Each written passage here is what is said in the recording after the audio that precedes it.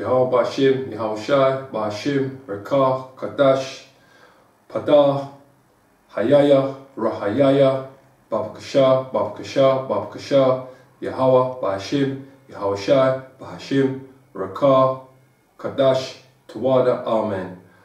Barakathat Yahweh, Barakathat Yahweh Shai. All praises and glory to the Father and the Son. To give a shout out to the elders of GMS, Elder Gabar, Elder Rhymelab, Elder Rakar, and Elder Tahar. And all praises to the GMS camps out there doing the work in the name of Yahweh Ba'ashim, Yahweh Shai. And all praises to all the other camps out there who are not associated with GMS but doing the work in the name of Yahweh Ba'ashim, Yahweh Shai, Ba'ashim, Rakar, Kadash, Tawada. All praises. Barakatah. Right. A couple of weeks ago, we was discussing about who the North and South American Indians are, the indigenous people of the Americas. Yeah. Now we're going through a book which I showed you here, the history of the American Indians. Yeah. And when it says the American Indians, it means across the whole continent of America, North America, South America, and Canada, because that's one continent basically. Yeah.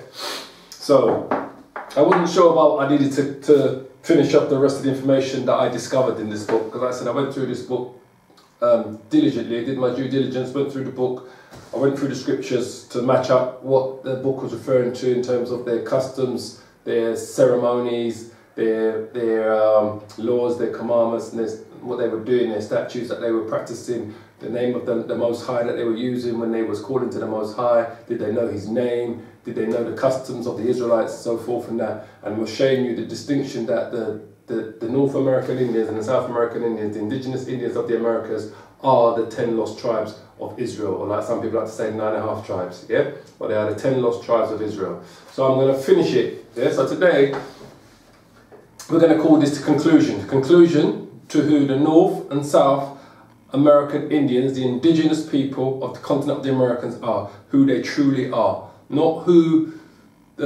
Esau has tried to tell you who they are, all these Europeans, in terms of in how they demonize them for them to be able to justify their wickedness. Remember I said it before, for these Europeans to have justified the murder, the pillage, the rape, the biological weapons that they use against them, smallpox on the blankets, the genocide that they committed, the famine that they committed against them by the extermination of the buffaloes, the land grab, for them to have come back to Europe and justified this to their people, to say, oh, they were just peaceful pilgrims gone over there to start a new life. They painted these people as savages, as cannibals. They called them the red people. They demonized them. They said they needed to be, they needed Jesus in them, and all these things they came back with to justify their wickedness. And this is what these Europeans do everywhere they go. For them to justify their wickedness, they will come back and create a propaganda story against who you are, your nation, your people. No different to what you see them doing to Russia today.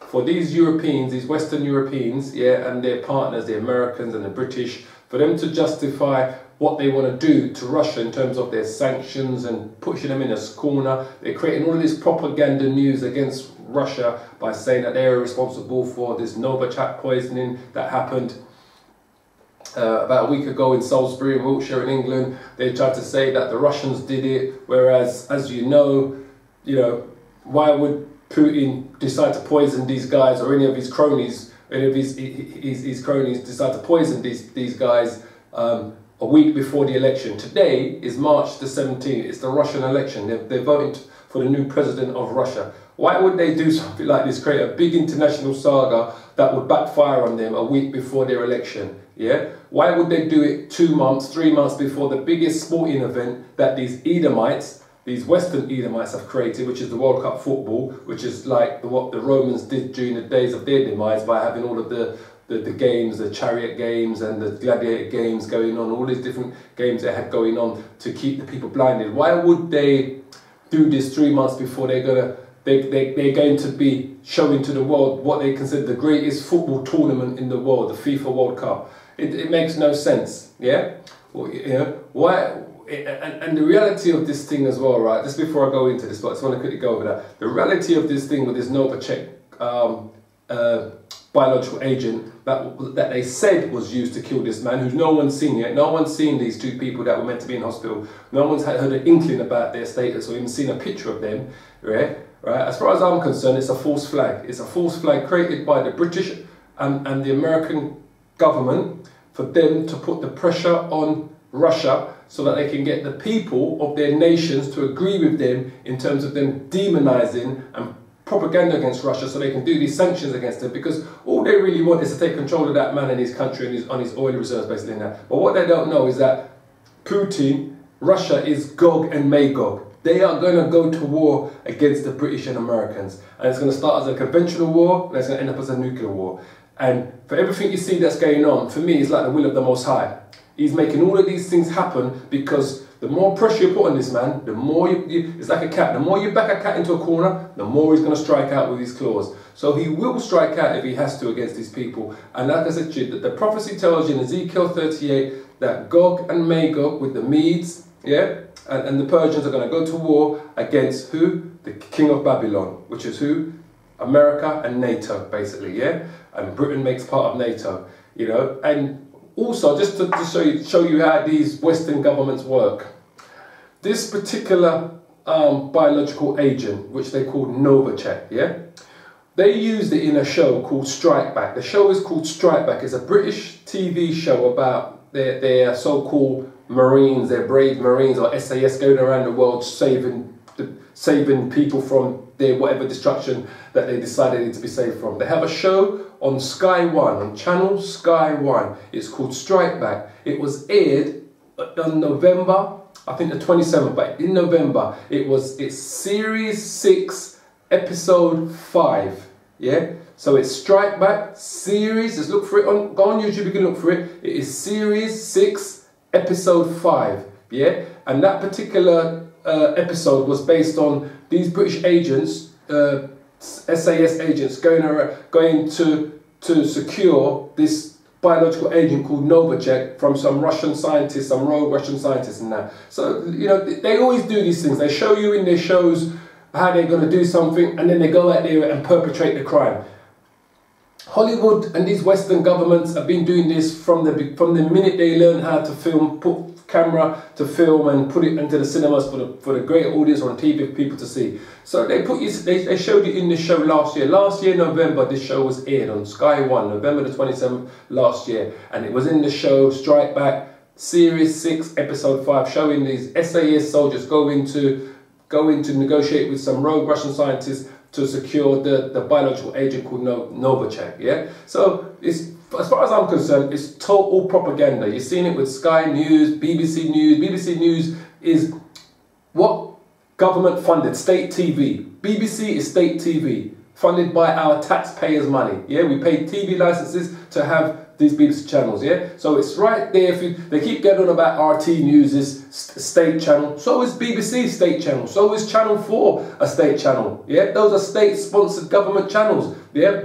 Probably the 2 most watched terrestrial channels in the UK. So people, don't be confused about what these Western governments are trying to do, because all the same footprints, what they're doing here with Putin and the Russian government, it's the same thing they did to Saddam. They said, oh, Saddam had chemicals of biological warfare, anthrax and WMDs, and Colin Powell walked into the UN with a vial. He had a vial, you remember, he had a white vial in his hand saying, oh, this is anthrax, this is what they've got in Iraq, and this is why we have to go and invade Iraq. And then after they went and invaded Iraq and killed over 500,000 Iraqis, yeah, and took control of their oil fields and killed Saddam, when did they come back and say, oh, it was a lie, it was a hoax, there was no WMDs, there's no anthrax there, oh, it was bad intelligence, It was just propaganda lie. It wasn't bad intelligence, it was a lie from the beginning, propagated by these Western governments. And this is what they do. They did the same to Gaddafi in Libya. They said, oh, Gaddafi's going to kill all the people in Benghazi, so we've got to go in there and save all those people in Benghazi from Gaddafi, so they can do what? So they can go in there and steal the man's oil and also steal his wealth that he's got sitting in their Western banks around the world. Because now no one knows where Gaddafi's money is that have been sitting in these Western banks in Switzerland and England and America. The money's just disappeared.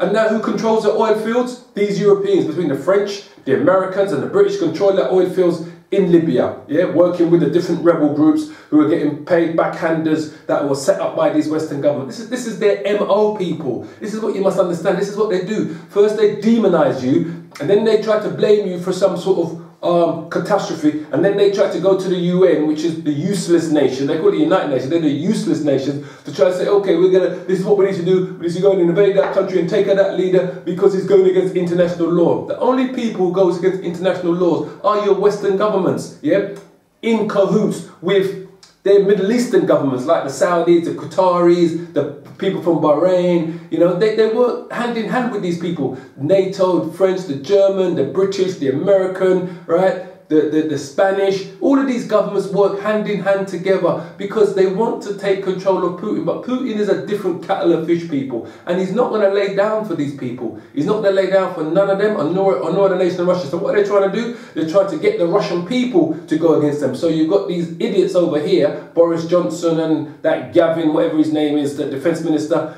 trying to say, oh, we don't have no argument against the Russian people. Our argument is against Putin and the Kremlin and his cronies, as if they're trying to divide the Kremlin from the people. These Russians are as tough as nails.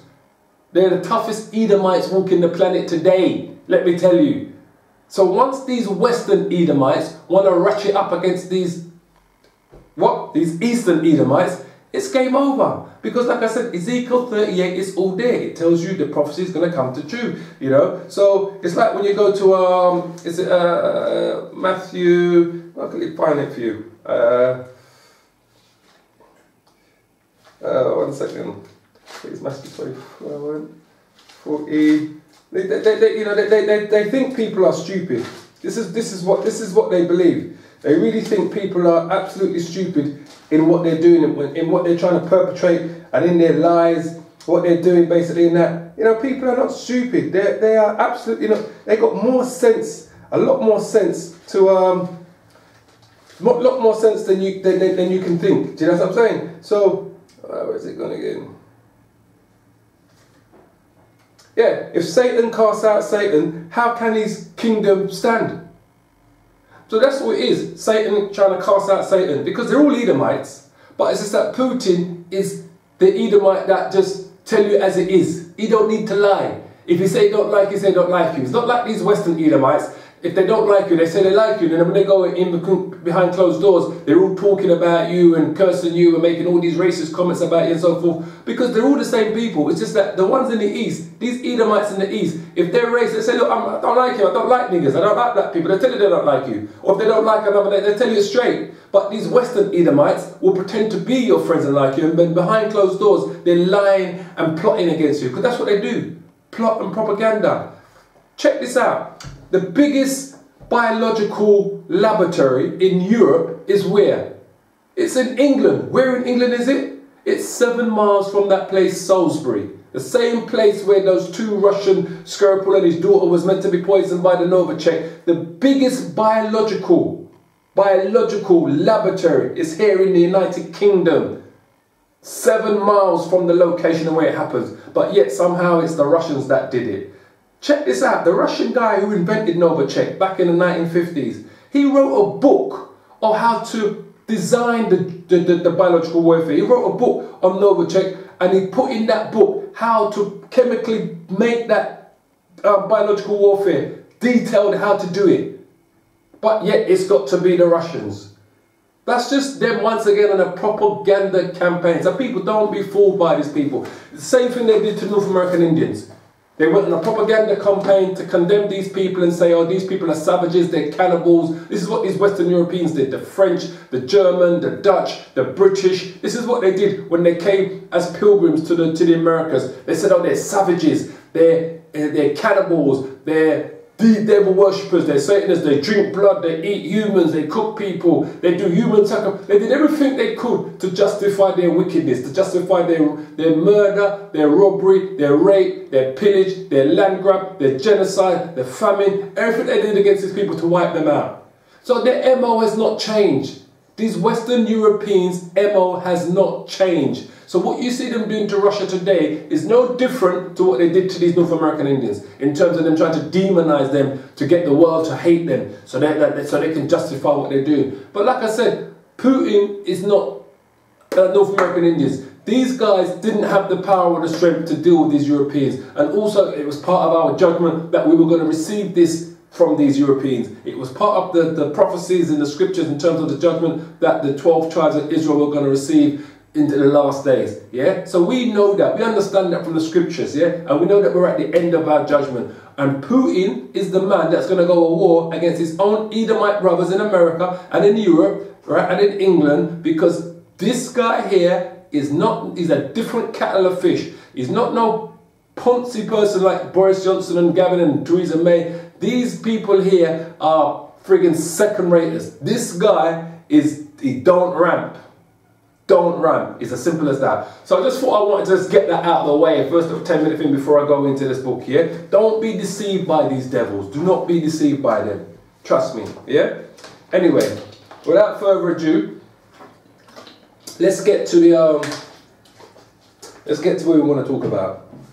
So, we're going to start with sin and trespass offerings, yeah? So, the Indians, yeah? The American Indians have among them the resemblance of the Jewish sin offering and trespass offering. For they commonly pull their new killed venisons before they dress it, several times through the smoke and flame of the fire, both by the way of a sacrifice and to consume the blood, life, or animal spirits of the beast, which with them would be a most horrid abomination to eat. Yeah, as you know, we don't like nothing with blood in it. We cook it straight out. Why? Because the Most High tells us that you must not eat anything with blood in it. You must, if it's got blood in it, you must get rid of the blood. Yeah, you must drain the blood from the animal, and when you cook it, you must cook it right through. It must not be raw, have no blood in it. But who eats food, meat with blood in it? Likes to see it raw and red. These Edomites, aka Europeans. That's their trait. That's how we know who they are.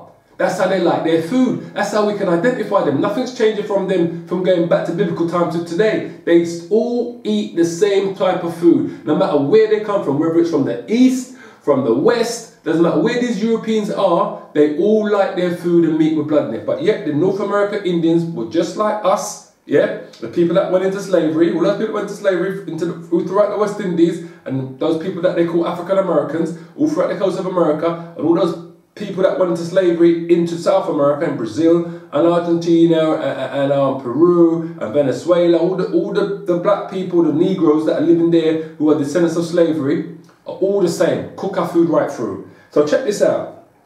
So it says,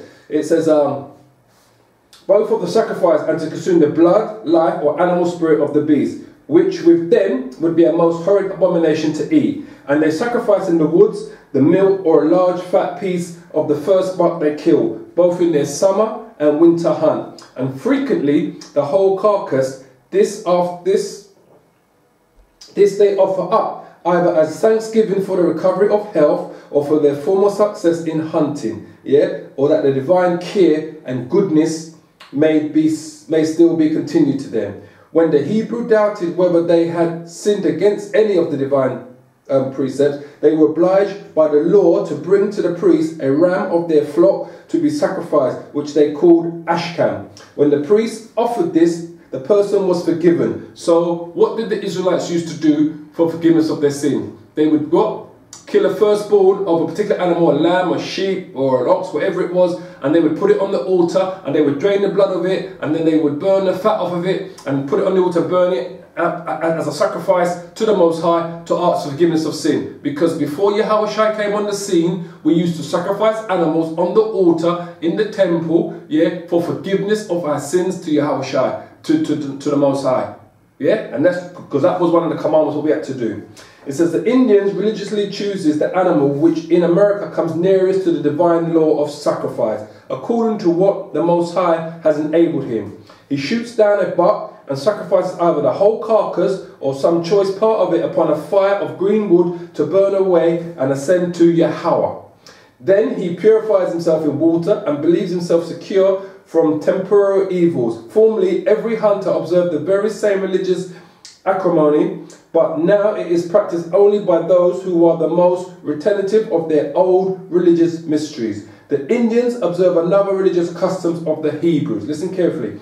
in making a peace offering or a sacrifice of gratitude, if the deity in a supposed holy art is preposterous to their campaign against the enemy and brings them all safe home. If they have lost any in war, they always decline it, because they imagine by some neglect of duty they are impure. Then they only mourn their vicious conduct which defile their art, and thereby occasion the loss. Like the Israelites, they believe their sins are the true cause of all their evil, and that the divinity in their art will always bless the more religious party with the best success. So, same thing with the Israelites. And remember what I said to you, this is James Adair. This is a man who lived amongst the North American Indians for 40 years, who went to the Americas with no presumption of who these people were, didn't want to fill his mind up, and if he had heard from his Europeans, he wanted to go there and start from scratch. Yeah? 1 second, people.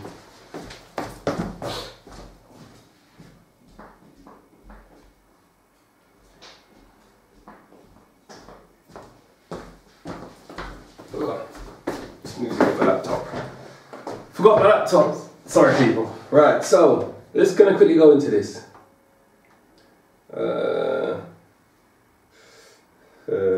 John 3.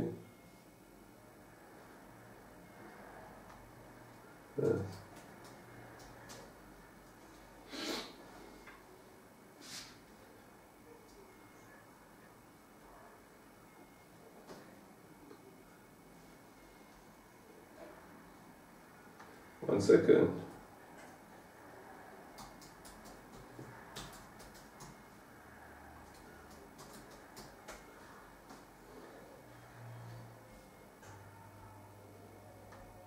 So, we're in 1 John chapter 3 verse 4. Whosoever committeth sin transgresses also the law, for sin is transgression of the law. So just like it says there, the Indians observe another religious custom of the Hebrews in making a peace offering or sacrifice of gratitude to the deity, if in supposed holy art is preposterous to their campaign against the enemy and brings their all safe home. If they have lost any in war, they always decline it, because they imagine by some neglect of duty they are impure. Yeah. Then they only mourn their vicious conduct which defile the art, and thereby occasion the loss. Like the Israelites, they believe their sins are the true cause of their evils, and that the divinity of their art will always bless the more religious party with the best success. Alright?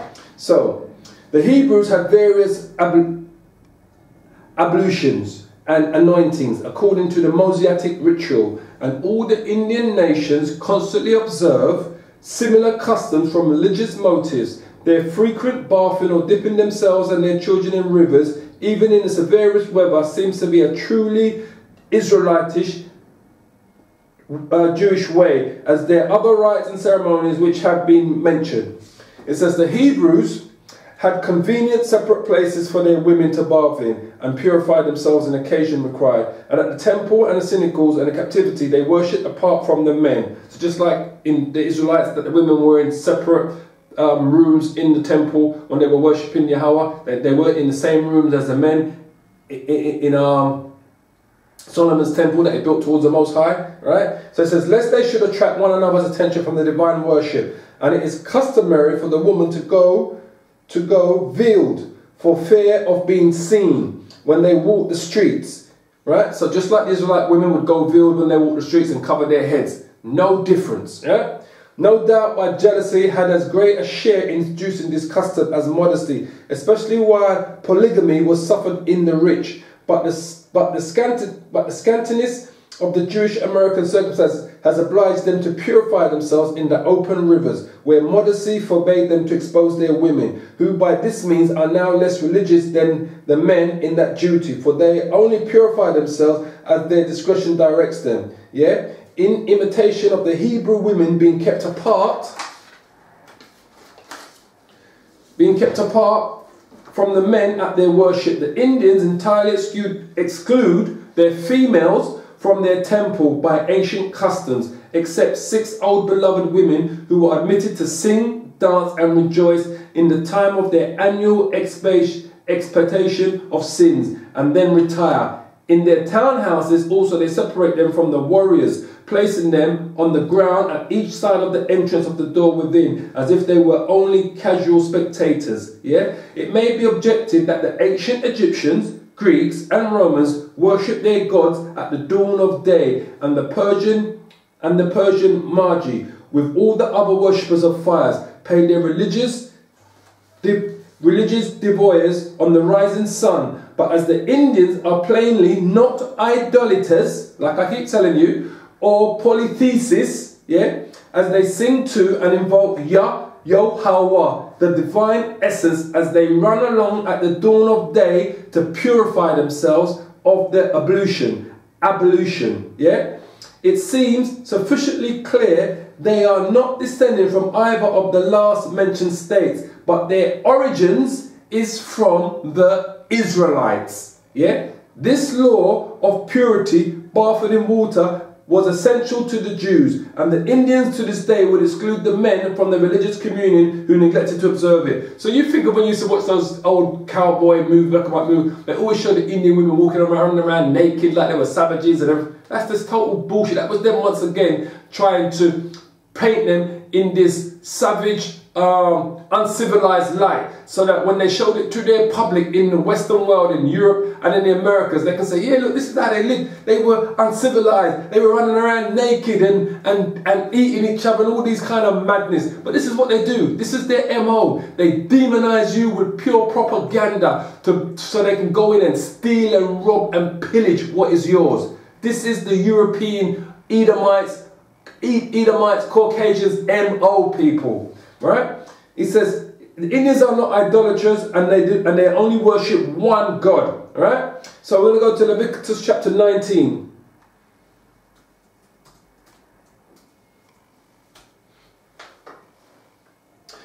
It says, Leviticus chapter 19 verse 4, turn ye not unto idols, nor make to yourselves molten gods. I am Yahweh, the Lord, your power. Yeah? So we're going to go to Leviticus 26 and 1. Leviticus chapter 26 verse 1. It says, Ye shall make you no idols, nor graven images, neither rear you up a standing image, neither shall ye set up any image of stone in your land to bow down unto it, for I am Yahweh, the Lord, your power. So just like it says there, it's when it tells you right here, it says, where are we? It says that Indians of this gate, it says the law, where are we? Here. It says, it may be objected that the ancient Egyptians, Greeks and Romans worshipped their gods at the dawn of day. Because remember, the Egyptians, the Romans, right? And the Greeks had several gods. Hades, Zeus, I forget the names of some of them. Let me see if I can quickly get them up for you. Yeah? Just so I can read them out for you. This is why I went and got my laptop, because it's easier for me to pick up this information. Just to show you this. Zeus, Hera, Poseidon, Demeter, Ares, Athena, Apollo, Artemis. These are all the different gods that the Greeks worship, right? Now let's go to the Roman gods, yeah? These people were idolaters, these Edomites. Jupiter, Neptune, Mars, Apollo, Vulcan, Mercury, yeah? They were named as Juno, Manivera, Venus, Diana, Vesta, Ceres. These are the Roman gods, right? So these are idolaters. Remember, they built statues of these gods and worshipped them, yeah? Now let's go to the Egyptian gods.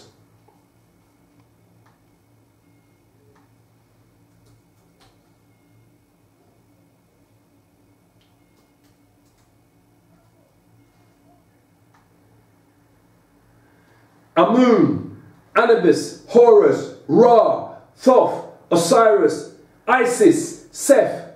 These are the Egyptian gods. And they built statues and idols and monuments, right, for you to see these gods. They reared up different idols. But what does it say about the North American Indians? It says, it may be objected that the ancient Egyptians, Greeks and Romans worshipped their gods at the dawn of day, right? And the Persian Magi with all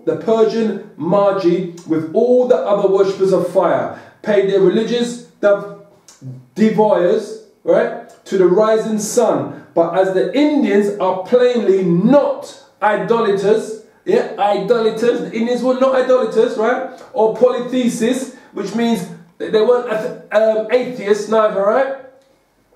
As they sing to and evoke Yahweh, the divine essence, as they run along the dawn of day to purify themselves by the ablution, yeah, ablution, right? So quite clearly, James Adair has shown you that they weren't idolaters. They reared up no images or no idols or made out of stone or wood or gold or silver. Did they do that? But the Greeks did that, the Romans did that, and the Egyptians did that quite clearly. That's written in all of their history. What does it say about the children of Israel?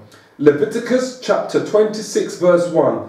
Ye shall make you no idols nor graven images, neither rear you up a standing image, neither shall you set up any image of stone in your land to bow down unto it, for I am Yahweh, the Lord, your power.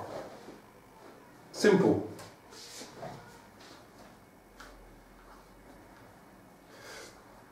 It says the Jewish women were so exceedingly addicted to anoint their faces and bodies that they often preferred oil to the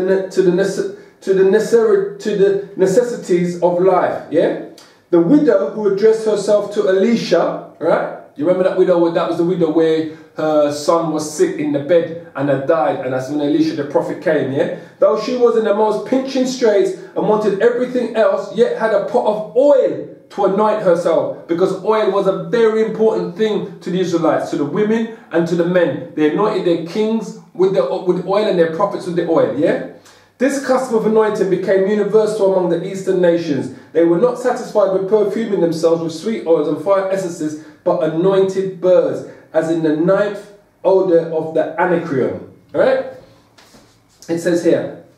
So now we're going to talk about the Indians' law regarding purification of the male birth and the female. Right? Because remember, right? The purification, where are we?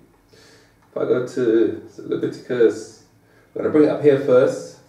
12. Alright, hold on a minute. Verse 12.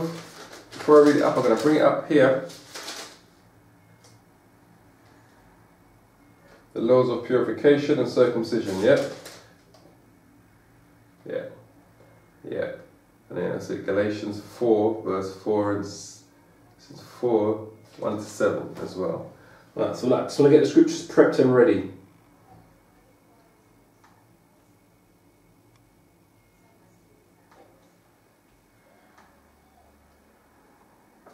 Galatians chapter, I got everything marked out in my Bible.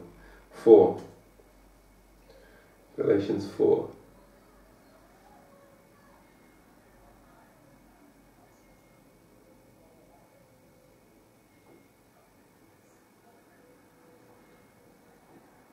Okay.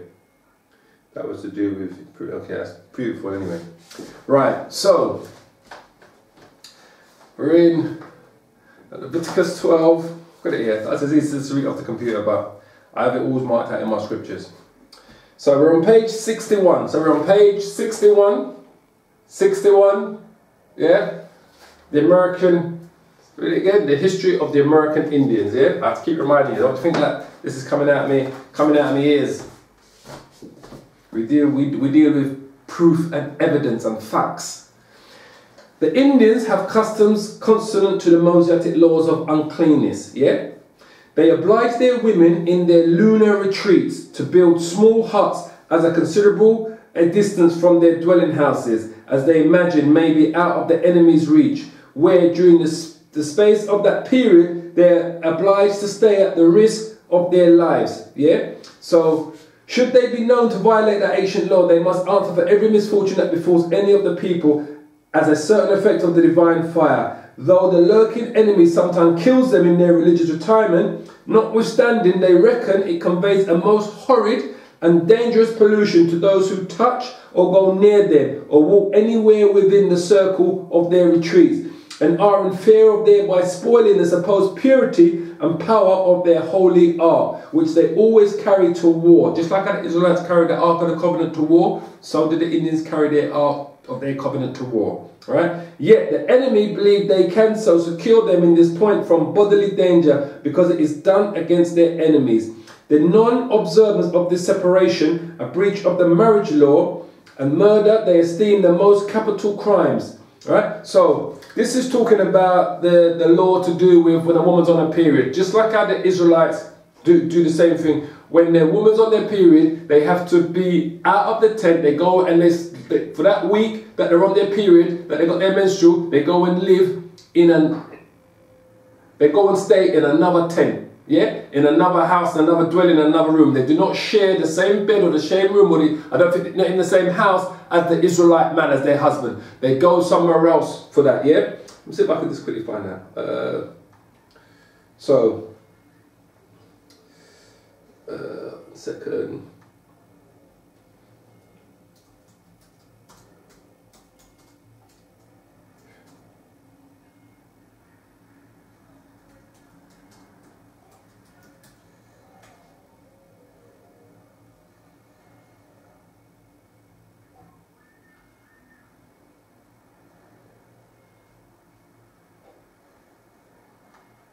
Second people.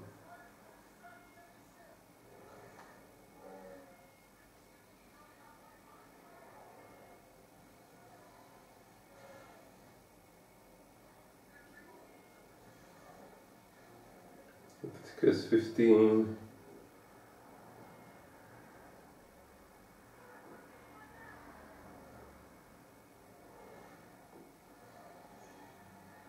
Right, Leviticus 15 and 19. Leviticus 15. Right. So we're in Leviticus chapter 15, verse 19. Listen carefully. And if a woman have an issue, and her issue in her flesh be blood, and she shall put apart 7 days, and whosoever touches her shall be unclean until that evening. Right? And everything that she lieth upon in her separation shall be unclean. Everything also that she sitteth upon shall be unclean. And whosoever touches her bed shall wash his clothes and bath himself in water, and be unclean until the evening. And whosoever touches anything that she sat upon shall wash his clothes and bath himself in water, and be unclean until that evening. And if it be on her bed, or of anything whereon she sitteth, when he touches it, he shall be unclean until the evening. And if any man lie with her at all, and her flowers be upon him, he shall be unclean 7 days, and all the bed whereupon he lieth shall be unclean. And if a woman have an issue of her blood many days out of the time of her separation, or if she run beyond the time of her separation, all the days of the issue of her uncleanness shall she be as the days of her separation, she shall be unclean. Every bed whereon she lieth all the days of her issue, which is a period,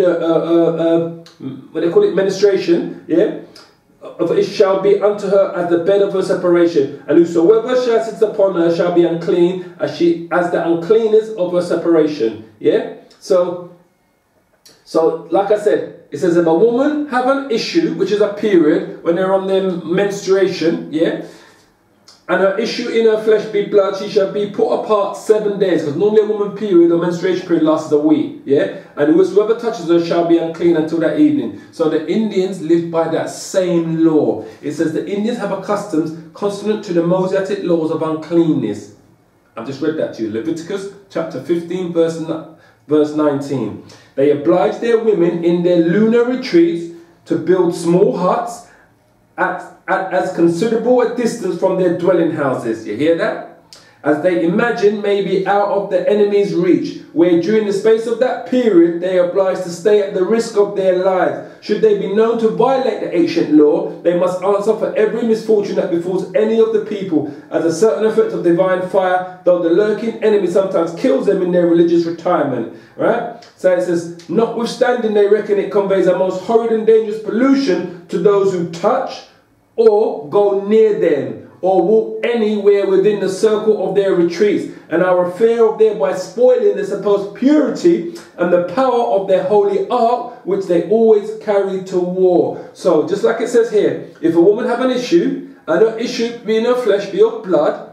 Leviticus chapter 15 verse 19, she shall be put apart 7 days, and whosoever touches her, just like the Indian said, shall be unclean until the evening, and everything that she lies upon in her separation shall be unclean. Everything also that she sits upon shall be unclean, and whosoever touches her bed shall wash his clothes and bath himself in water and be unclean until the evening. So it's the same thing that they live by. They wouldn't go in, they put them out, they put them in separate quarters during that time of their menstruation, during their period. Simple.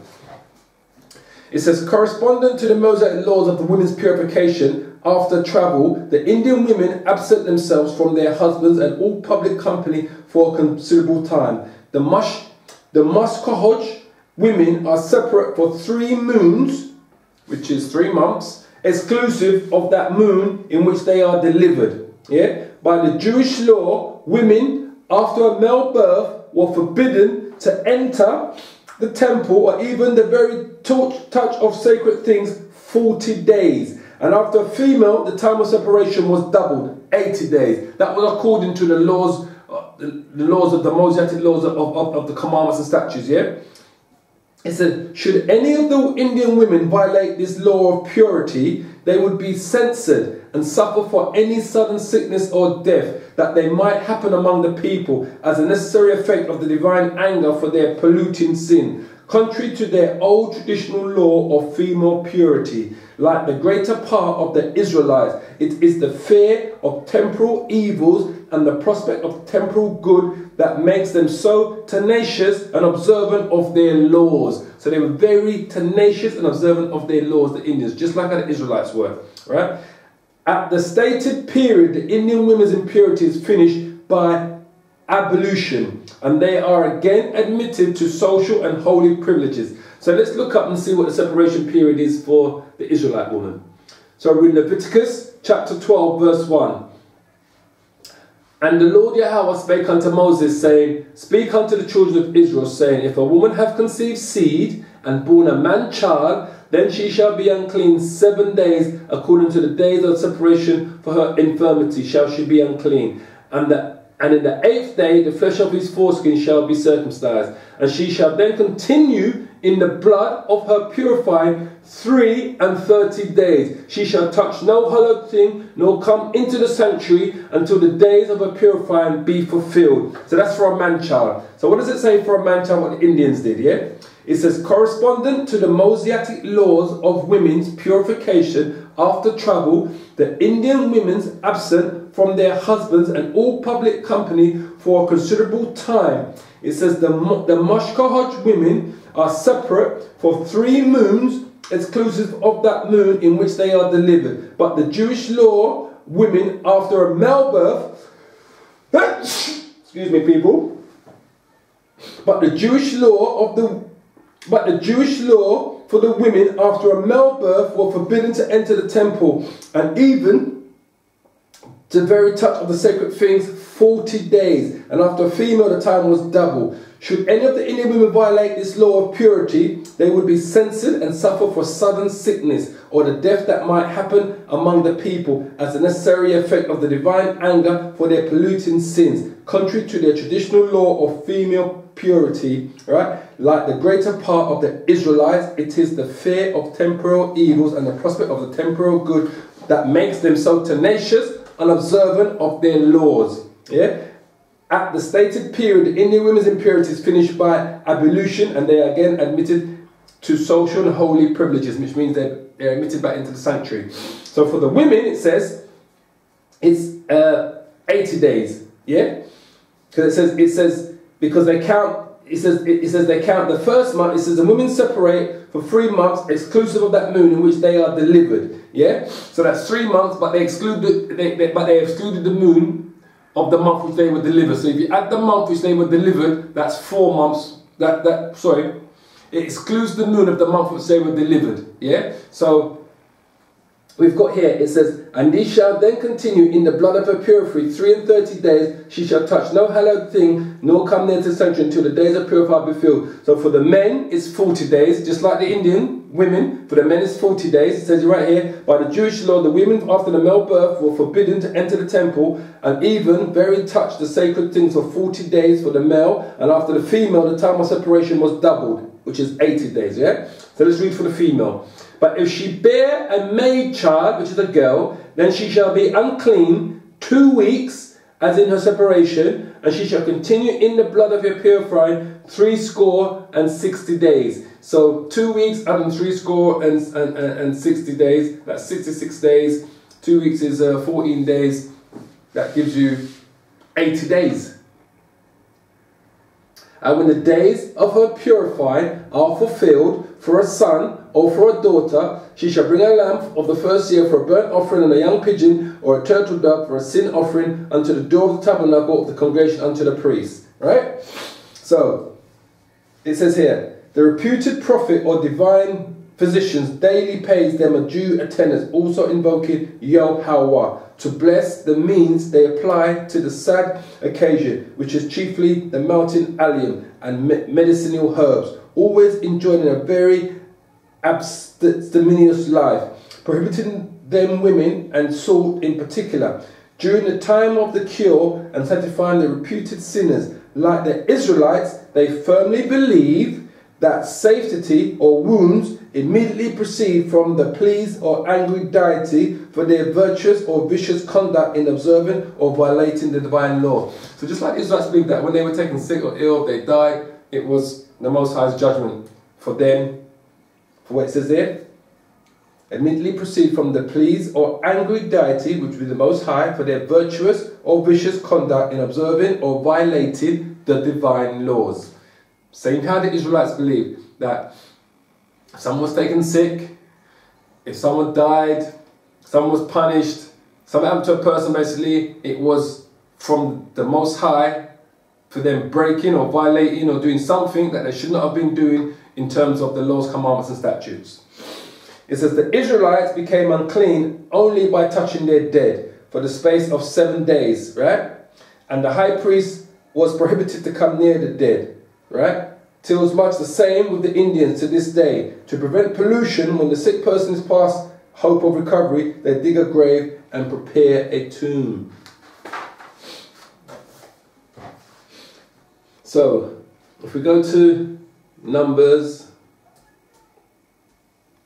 19 and we'll go on 11.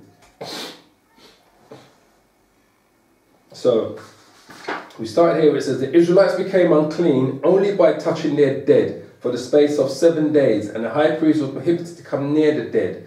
'Tis much the same with the Indians to this day. So the Indians practice the same things what the Israelites did in terms of coming near or touching the dead. To prevent pollution, when a sick person is past hope of recovery, they dig up a grave and prepare the tomb. Right? Anoint their hair and paint the face, and when his breath ceases, they hasten the remaining funeral preparations and soon bury the corpse. Right? So, Numbers 19, chapter 19, verse 11. Right?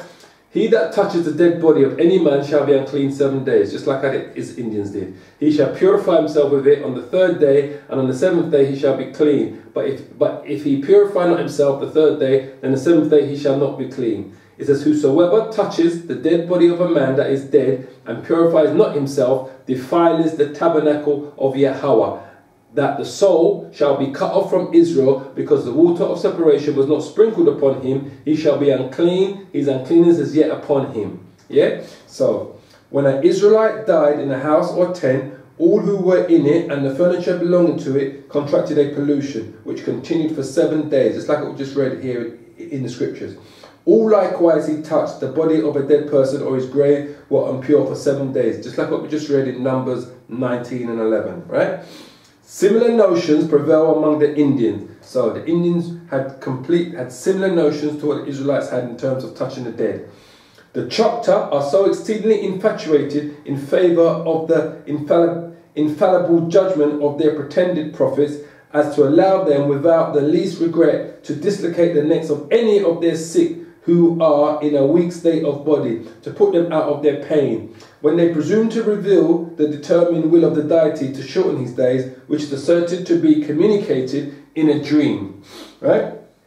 By the time that this theophysical operation is performed on a patient, they have a scaffolding prepared opposite to the door, whereon he is to lie till they remove the bones in the 4th moon after, to the remote bone house of that family. They immediately carry out the corpse, mourn over it, and place it in the dormitory, which is strongly palisadoed around, lest the children should become polluted even by passing under the dead. Formerly, when the owner of a house died, they set fire to it and to all the provisions of every kind, or sold the whole at a cheap rate at the trading people, without paying the least regard to the sacredity of the times. Many of them still observe the same rule, through a wild imitation of a ceremonial observance of the Israelite, in burning the bed whereupon a dead person lay, right, because of its impurity. This is no copy from the ancient heathens.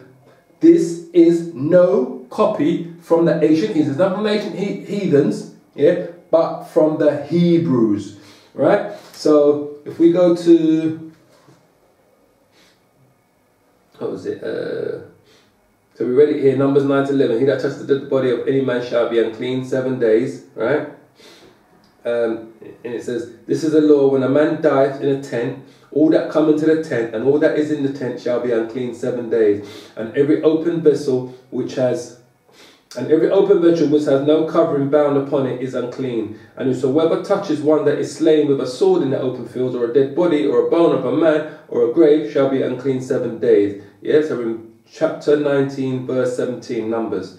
And for the unclean person they shall take of the ashes of the burnt heifer or purification for sin, and running water shall be put thereon into the vessels. And a clean person shall take hyssop and dip it in the water, and sprinkle it upon the tent, and upon all the vessels, and upon the persons that were there, and upon him that touches a bone, or one slain, or one dead, or a grave. And the clean person shall sprinkle upon the unclean on the 3rd day, and on the 7th day. And on the 7th day he shall purify himself, and wash his clothes, and bath himself in water, and shall be unclean at evening. Alright, so that's to do with touching of the dead body. Alright, now we're going to talk about eating of impure food. It says, like the Jews, the greatest part of the southern Indians abstain from most things that are either in themselves or in the general apprehension of mankind, loathsome or unclean. Where we find a deviation from that general rule among any of them, it is a corruption, either owing to their intercourse with Europeans, or having contracted an ill habit from necessity. It says, they generally affix very vicious ideas to the eating of impure things, and all their prophets, priests, old warriors, and war chieftains, before they enter on their religious duties, and while they are engaged in them, observe the strictest abstinence in this point. Formerly, if any of them did eat in white people's houses, or even of what had been dressed there while they were sanctifying themselves, it was deemed a dangerous sin of pollution. So now we're going to look at the impure foods that they didn't deal with, the Indians. Contrary to what these Europeans said, yeah?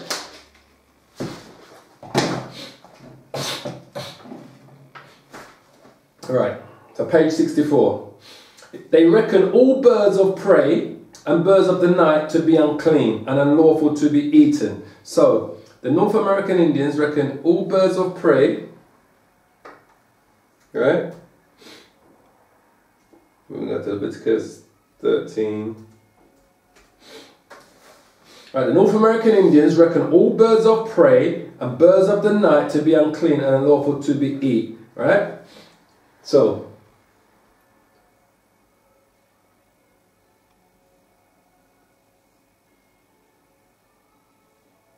that should be 11. Sorry, that was me. Leviticus 11. I want 13. So we're in Leviticus chapter 11, verse 13. Listen carefully. And these are they which ye shall have in abomination among the fowls, which are the birds. They shall not be eaten. They are an abomination. The eagle and the osprey and the osprey, and the vulture, and the kite after his kind, every raven after his kind, and the owl, and the nighthawk, and the cuckoo, and the hawk after his kind, and the little owl, and the cormorant, and the great owl, and the swan, and the pelican, and the gier eagle, and the stork, the heron after her kind, and the lapwing, and the bat. All fowls that creep, going upon all four, shall be an abomination unto you. Yeah? So, these are what you shouldn't eat. So it says here, the Indians reckon all birds of prey, which we just spoke about, and birds of the night, which we just spoke about here, to be unclean and unlawful to be eaten, just like the Israelites. Yeah? Not long ago, when the Indians were making their winter's hunt and the old women were without flesh meat at home, I shot a small fat hawk. Right? So this is James today, so he shot a small fat hawk. And what did the Most High say about the hawk? Where are we? He says, swan, the pelican. Okay. Leviticus chapter 11 verse 16. He says, and the owl, and the nighthawk, and the cuckoo, and the hawk after his kind. These are an abomination, and these are among the fowls which the Israelites were not allowed to eat. Right? So this is what James Adair is saying.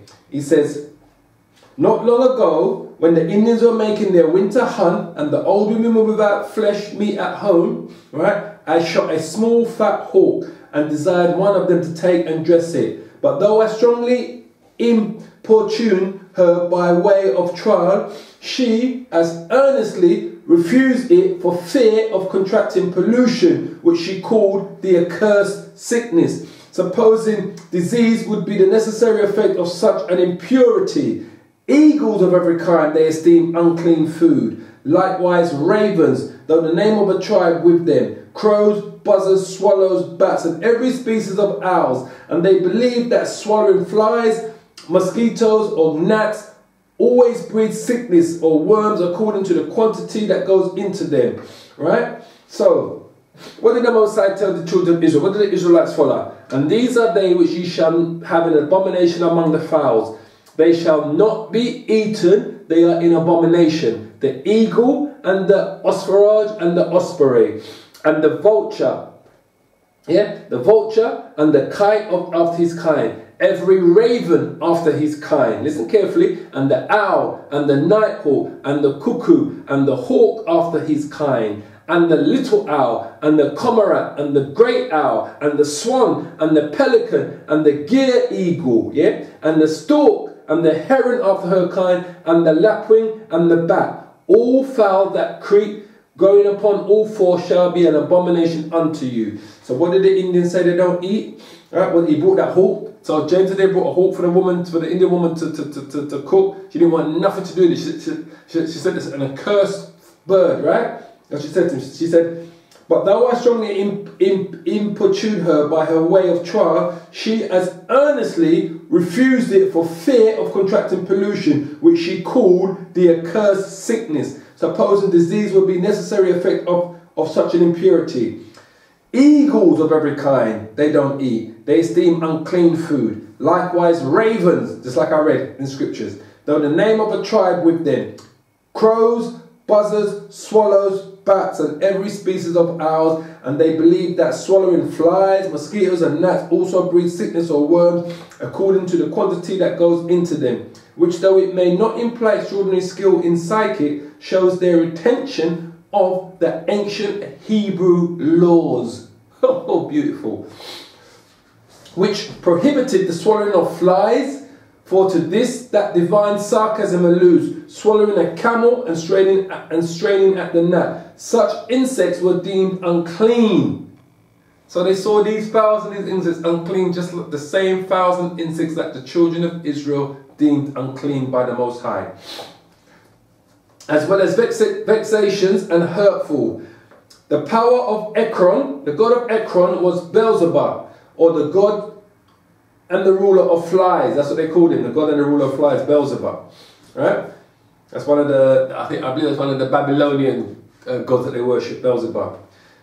none of them will eat of any animal whatsoever if they either know or suspect that it died of itself. Same thing here. Where is it? I'm going to read it out here. Carcass, ferret.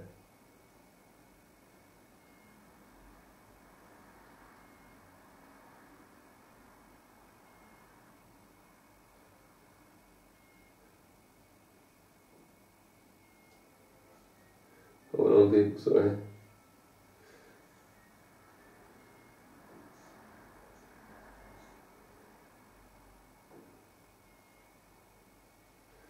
Is it here? Sorry.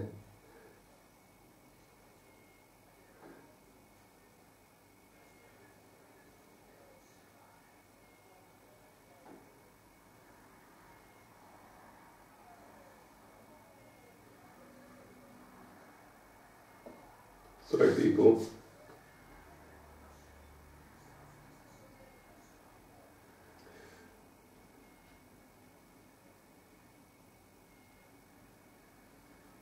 It's here, I can't find it. The same thing with the Lord. I'm just trying to find it. Where they cannot, the Israelites cannot eat of any animal that dies of itself. They have to kill that animal themselves. If it's a clean animal that they're allowed to eat, they have to kill it themselves. And then they can skin it, take out the guts out of it, and cook it and eat it. Yeah? So it says, none of them will eat of any animal whatsoever if they either know or suspect that it died of itself. I lately asked one of the women the reason of throwing a dunghill fowl out of doors on the corn house. She said that she was afraid Opi, Abeka, Hasket, Allah, Illa, it died with the distemper of the mad dogs. That's what it means in English. It died with the distemper, it means that it died of its own, whatever disease it was ill, it died of its own accord. And that if she had eaten it, it would have affected her in the very same manner. I said, if so, she did well to save herself from danger. But at the same time, it seemed she had forgotten the cats. She replied that such impure animals would not contract the accursed sickness on account of any evil thing they eat, but that the people who ate of the flesh of the swine that fed on such polluting food would certainly become mad. That's another animal they didn't eat, is the swine, which you know, it's against the laws to eat the swine, the pig. They reckon all those animals to be unclean that are either carnivorous or live on nasty food, as hogs, wolves, panthers, foxes, cats, mice, rats. And if we accept the bear, they deem all beasts of prey unhallowed and polluted food. All amphibious quadrupeds, they rank in the same class, no different from the children of Israel, man. So if we go up here, Leviticus chapter 11 verse 1, I'm going to start from the top, right? And the Lord Yahweh spake unto Moses and unto Aaron, saying unto them, speak unto the children of Israel, saying, these are the beasts which ye shall eat among all the beasts that are on the earth. Whosoever parteth the hoof and is cloven footed and cheweth the cud among those beasts they shall eat. Nevertheless, these shall ye not eat of them that chew the cud, or of them that divide the hoof, as the camel, because he cheweth the cud, but divideth not the hoof. He is unclean unto you. And the coney, because he cheweth the cud, but divideth not the hoof. He is unclean unto you. And the hare, because he cheweth the cud, but divideth not the hoof. He is unclean unto you. And the swine, though he divide the hoof, and be cloven footed, yet he cheweth not the cud. He is unclean unto you. Of their flesh shall you not eat, and their carcasses shall you not touch. They are unclean unto you. These shall you eat. So it's showing you that. So it says, they reckon all these animals to be unclean that are either carnivorous, which are the ones we just read out, or live on nasty foods, which we just read out, as hogs, wolves, panthers, foxes, cats, mice, rats.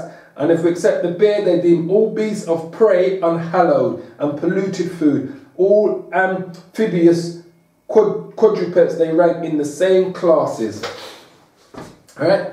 So, I have already showed their aversion to eating of unsanctified fruits in this argument that they abstain from several other things. Contrary to the usage of all the old heathen world, it may be objected that now they seldom refuse to eat hogs, flesh, when the traders invite them to it. But this proceeds entirely from vicious intimidation, which is common with the most civilized nations. When swines were first brought among them, they deemed it such a horrid abomination because they tried to force them to eat the pig, these Europeans. They tried to force them to eat the fucking pig. Right? It says, when swine was first brought among them, they deemed it such a horrid abomination in any of their people to eat that filthy and impure food that they excluded the criminal from all religious communications in their circular townhouse or in their quadrangular holy ground at the annual expiations of sins, equally as if he had eaten unsanctified fruits. After the yearly atonement was made at the temple, he was indeed readmitted to his usual privileges. Formerly, none of their beloved men or warriors would eat or drink with us on the most pressing invitation. Through fear of polluting themselves, they deemed us such impure animals. Our eating the flesh of swine and venison with the gravy in it helped to rivet their dislike for this they reckon as blood. Oh, so they're eating the pig, right, with this venison, with the blood still in it. Oh, these are the abominable animals that we just read out in Leviticus chapter 11. I once asked the Archimagus, which is the prophet, to sit down and partake of my dinner, but he excused himself, saying he had in a few days some holy duty to perform, and that if he eat evil or cursed food, it would spoil him, alluding to the swine's flesh, as we just read.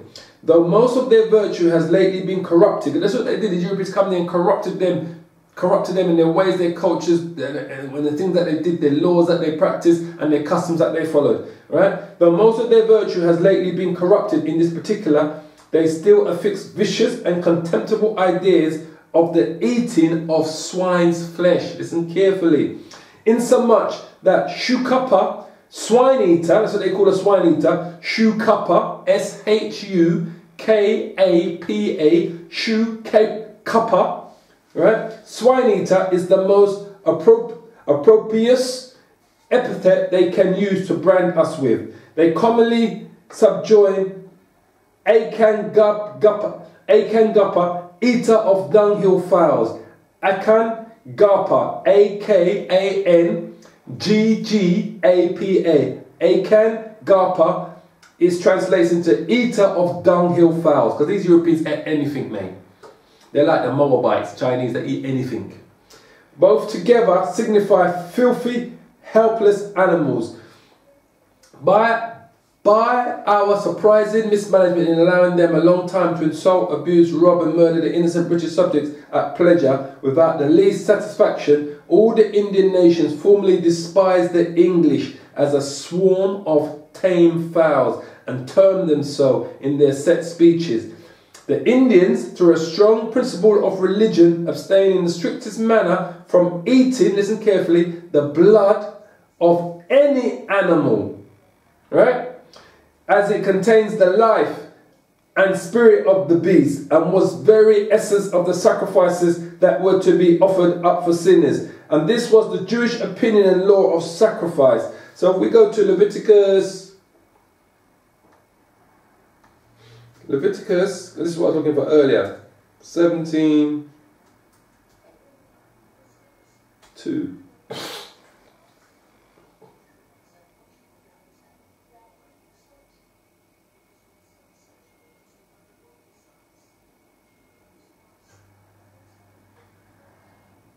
Leviticus.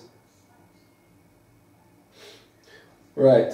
So, and the Lord spoke unto Moses, saying, Speak unto Aaron and unto his sons and unto all the children of Israel, and say unto them, This is the thing which Yahweh the Lord has commanded, saying, When man soever as there be of the house of Israel that killeth an ox or lamb or goat in the camp, or that killeth it out of the camp, and bringeth it not unto the door tabernacle of the congregation to offer an offering unto Yahweh before the tabernacle of Yahweh, blood shall be imputed unto that man. He has shed blood, and that man shall be cut off from among his people. To the end of the children of Israel may bring their sacrifices, which they offer in the open field, even that which they bring unto Yahweh, unto the door of tabernacle of congregation, unto the priest, and offer them for a peace offering unto Yahweh. Right? So in verse 2 it says, this thing, where are we? This thing which Yahweh has commanded you, saying, right? So we can go back to scripture, go back to it. It says, the Indians, through a strong principle of religion, abstain in a strictest manner from the eating the blood of any animal, as it contains the life and spirit of the beast, because the Israelites could not eat anything that still had the blood in it, and was the very essence of the sacrifices that were to be offered up for sinners. And this was the Jewish opinion and the law of sacrifice. Because what I just read you there was showing you when they were killing an animal and offering up for sacrifice up to the Most High. Yeah, and this was the Jewish Israelite opinion and law of sacrifice. For the life of the flesh is in the blood, and I have given it to you upon the altar to make an atonement for your souls. For it is the blood which maketh an atonement for the soul. When the English traders have been making sausages mixed with hog's blood, oh my gosh, these devils, man. I have observed the Indians to cast their eyes upon them with the horror of their reputed forefathers when they viewed the predicted abomination of desolation fulfilled by Antiochus in defiling the temple. That's when Antiochus came into the temple and defiled it by sacrificing a pig on the temple. That's what he did.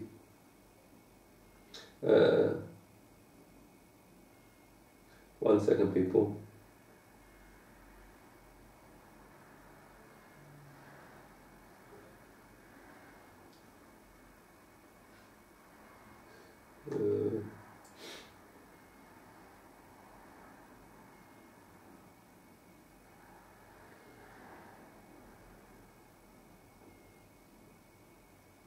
This is what I was looking for. Leviticus chapter 7, verse 26. So remember, we just read about the Indians. The Indians, through a strong principle of religion, abstain in the strictest manner from eating the blood of any animal, as it contains the life and the spirit of the beast, and was the very essence of the sacrifices that were to be offered up for sinners, right? So they wouldn't eat anything that had any signs of blood in it. Any kind of animal fowl, any kind of clean animal fowl that they eat, they would eat if it had blood in it. So, Leviticus chapter 7 verse 26. Moreover, ye shall no manner of blood, moreover, ye shall eat no manner of blood, whether it be of fowl or of beast, in any of your dwellings. Whosoever soul it be that eateth any manner of blood, even that soul shall be cut off from his people. And Yahweh spake unto Moses, saying, Speak unto the children of Israel, saying, He that offers up sacrifice of his peace offering unto Yahweh shall bring his oblation unto Yahweh of sacrifice of his peace offerings. So it tells you right here that the Israelites that were told by the Most High, Moses told them, was part of the laws, that they should eat no manner of blood, whether it be of fowl or beast, in any of your dwellings, no matter where they were. Whatsoever soul it be that eateth any manner of blood, even that soul shall be cut off from the people. Right? So it says there, the Indians, through a strong principle of religion, abstain in the strictest manner from eating the blood of any animal, as it contains the life and the spirit of the beast, and was the very essence of the sacrifices that were to be offered up for the sinners. Yeah? Whereas these Edomites, Esau, they love their meat with blood in it. They love their steak raw, rare, they call it rare. They kind of like to see the blood dripping out of it, their pork, their lamb. They don't want to see that. They don't want to see no brownness in their meat. They want to see the raw redness. This is how we know who you are, Esau. This is how we know through Genesis chapter 25 who you are. Now we're going to talk about their divorce laws, their marriages. It says the Indian marriages, divorces and punishments of adultery still retain a strong likeness to the Israelite laws and customs in these points. The Hebrews had sponsalia de presenti and sponsalia de futuro. A considerable time generally intervened between their contract and marriage, and their nuptial ceremonies were celebrated in the night. The Indians observe the same customs to this day, insomuch that it is usual for an elderly man to take a girl or sometimes a child to be his wife, because she is capable of receiving good impressions in that tender state. Frequently, a moon elapses after the contract is made and the value received before the bridegroom sleeps with the bride, and on the marriage day he does not appear before her until night introduces him and then without tappers.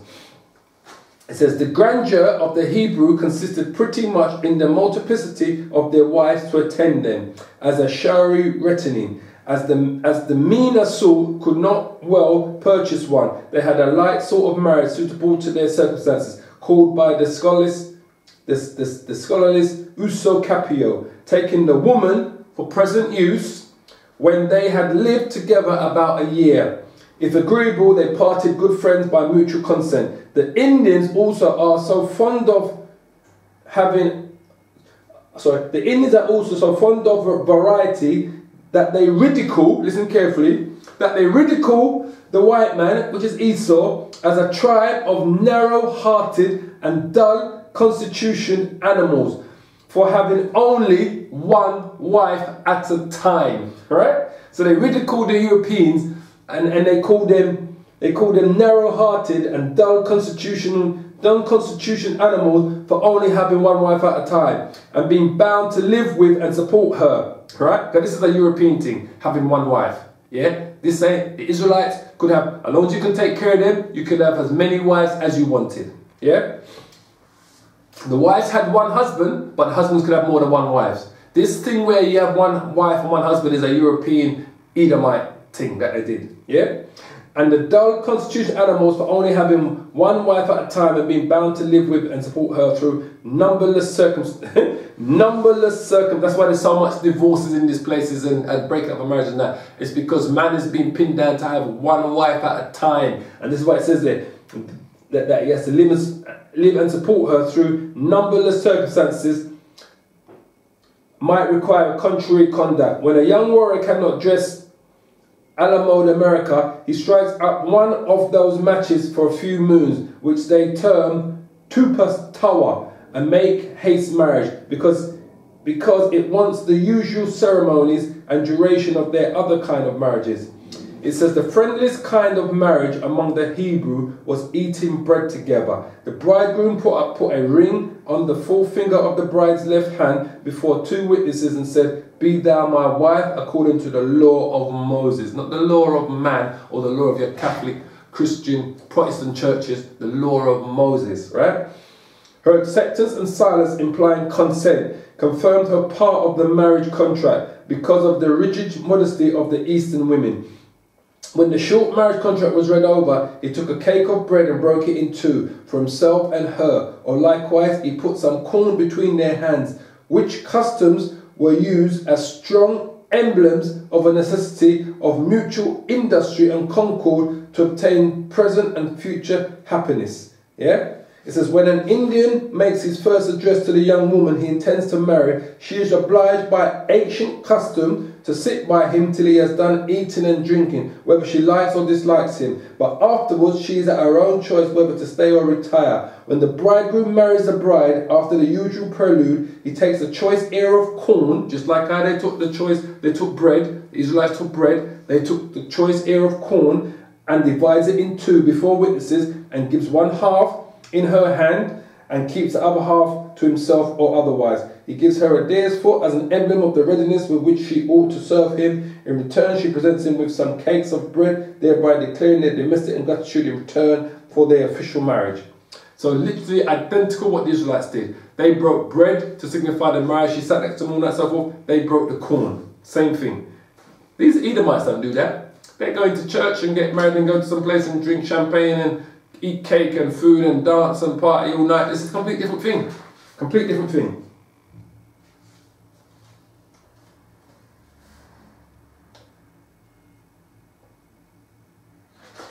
Same thing.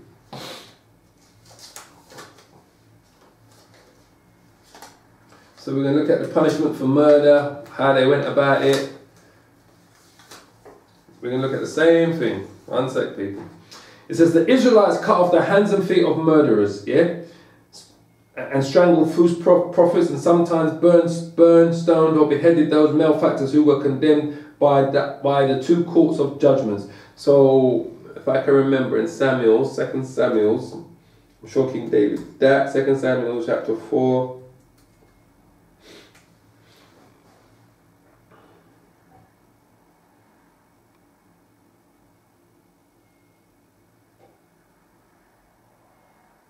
Is it here? 2 Samuel chapter 4 verse 10. It says, when one told me, saying, this is King, that's not there? Okay, let me start at verse 9. And David, King David, answers Rechab and Baanah, his brother, the sons of Rimmon, the Beerothite, and said unto them, as Yahweh liveth, who has redeemed my soul out of all adversity? When one told me, saying, behold, Saul is dead, thinking to have brought good tidings, right? I took hold of him and slew him in Ziklag, who thought that I would have given him a reward for his tidings, right? This is what he thought, right? The person who killed Saul.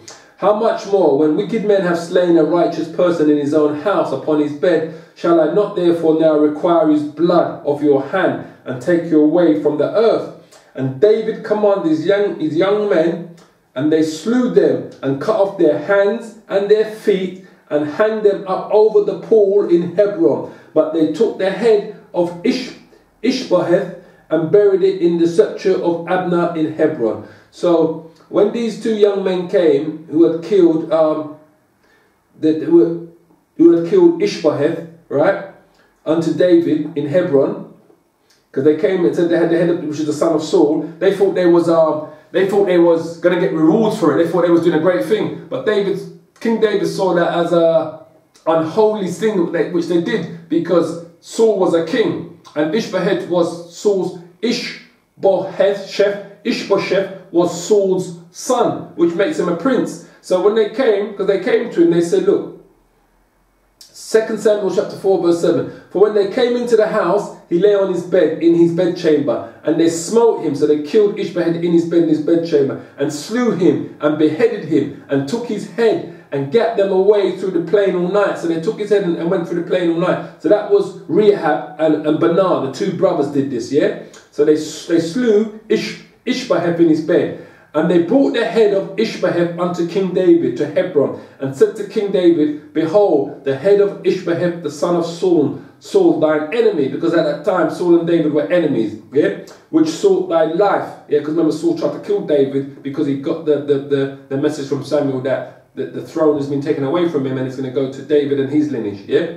So the son of Saul, thine enemy, which thou hast sought thy life, and Yahweh has avenged my lord the king this day of Saul and of his seed, right? So, and David answered Rechab and Baanah his brother, the sons of Rimmon, the Beerothite, and said unto them, as Yahweh liveth, who has redeemed my soul out of all adversities, when one told me, saying, behold, Saul is dead, thinking to have brought good tidings, because even that broke David's heart when that news came to him that Saul had died, yeah?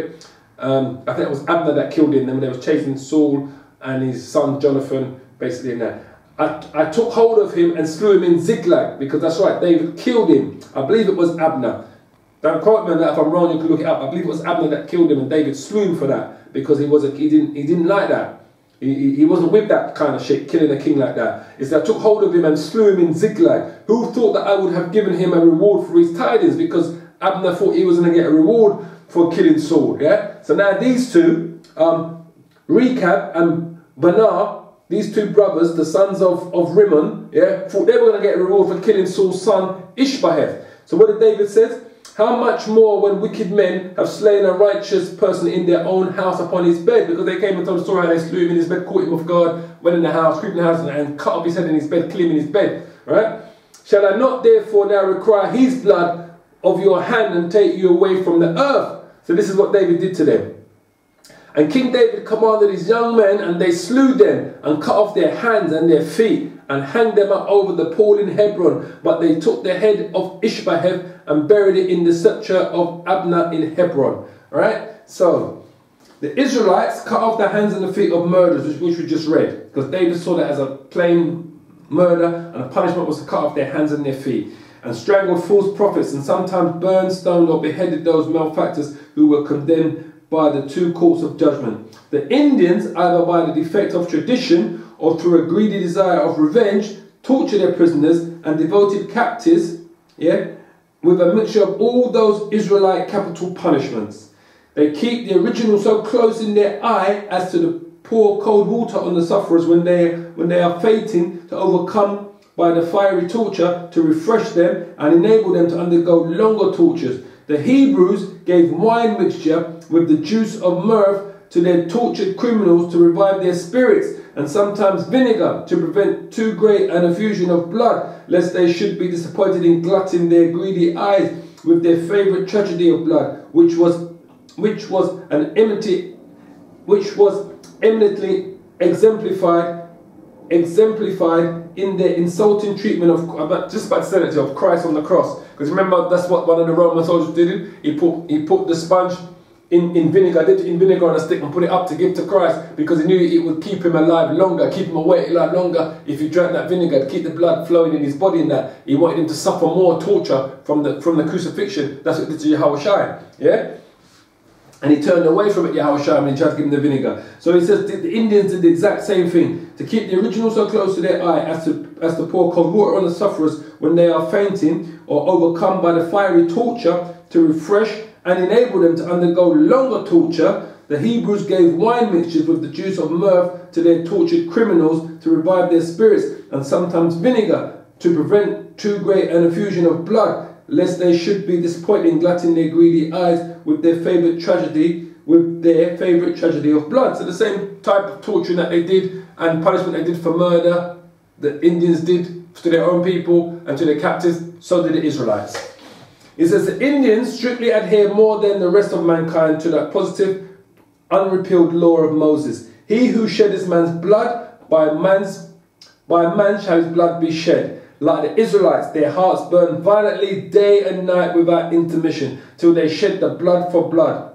Absolutely. They transmit from father to son the memory of the loss of their relation or one of their own tribal family. Though it were an old woman, if she was either killed by the enemy or by any of their own people, if indeed the murder be committed by a kinsman, the elders can redeem. However, if the circumstances attending the fact be peculiar and shocking to nature, the murderer is condemned to die the death of a sinner, without anyone to mourn for him, as in the case of suicide, contrary to their usage towards the rest of their dead, and which may properly be called the death or burial of a Jewish ass. So it says, the Indians strictly adhere to more than the rest of mankind to the positive, unrepealed law of Moses.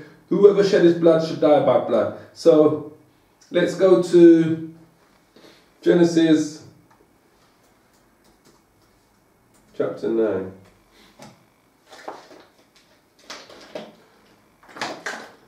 Genesis chapter 9 verse 6.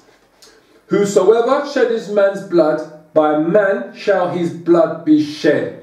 For in the image of the Most High, the powers made he man. So, once again, one of the laws of Moses. The Indians live by the same thing. The Indians strictly adhere more than the rest of mankind, more than any other nation of people that James has been amongst, to that positive, unrepealed law of Moses. He who sheddeth man's blood, by man's blood shall he shed. Like the Israelites, their hearts burn violently day and night without intermission, till they shed the blood for blood. Genesis chapter 9 verse 6. Whoso sheddeth man's blood, by man shall his blood be shed. For in the image of the powers made he man. Simple. It says, the last was strong and similar emblems with the Hebrews, and the first is analogous to one of their martial customs. For when they arrived at the enemy's territories, they threw a firebrand within their land as an emblem of anger of ash, the holy fire, for their ill deeds to his peculiarly beloved people, to which custom Obadiah alludes when he says, they shall kindle in them and devour them. There shall not be any remaining left of the house of Esau. And this is when I say to you once again, when I say that James Adair didn't understand the prophecies of this Bible, because that is talking about Jacob and Esau. That's talking about the judgment when our Lord and Saviour comes back. And that's talking about after they spent 1,000 years in captivity, who carried the firebrand, the covenant of Israelite tribe. So if we went to Obadiah, it's also that he didn't understand the prophecies of the scriptures. He did not understand the prophecies of the scriptures. And when it says here, this is what James Adair is referring to. It says, and the house of Jacob shall be a fire, and the house of Joseph a flame, and the house of Esau for stubble, and they shall kindle in them and devour them, and there shall not be any remain of the house of Esau, for Yahweh the Lord has spoken it. That's on the end times. That's after the Edomites, the so-called Europeans, have served their 1,000 years of slavery under the children of Israel would they be finally exterminated from the face of this planet of earth forever. And this is why I say to you that James the Deer did not understand the prophecies of the Bible, but he understood the history of the Bible. He knew what was in it, what laws and customs and statutes and what were followed, the wars that happened, the marriages, the deceits. He knew who the prophets were. He knew all the stories of the Israelites, their whole story through the scriptures, from Noah going back to the beginning of the creation of earth. But what he did not understand, James did, is the prophecies of the Bible. It wasn't given to him to understand the prophecies. It was given to us to understand the prophecies. Yeah, just so that you know that.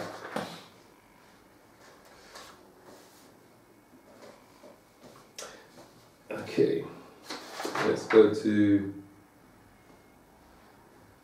It says, okay, the Israelites thus often devoted their captives to death without any distinction of age or sex, as when they took Jericho. If you remember when they took Jericho, they took everybody in Jericho except Rechab and her family.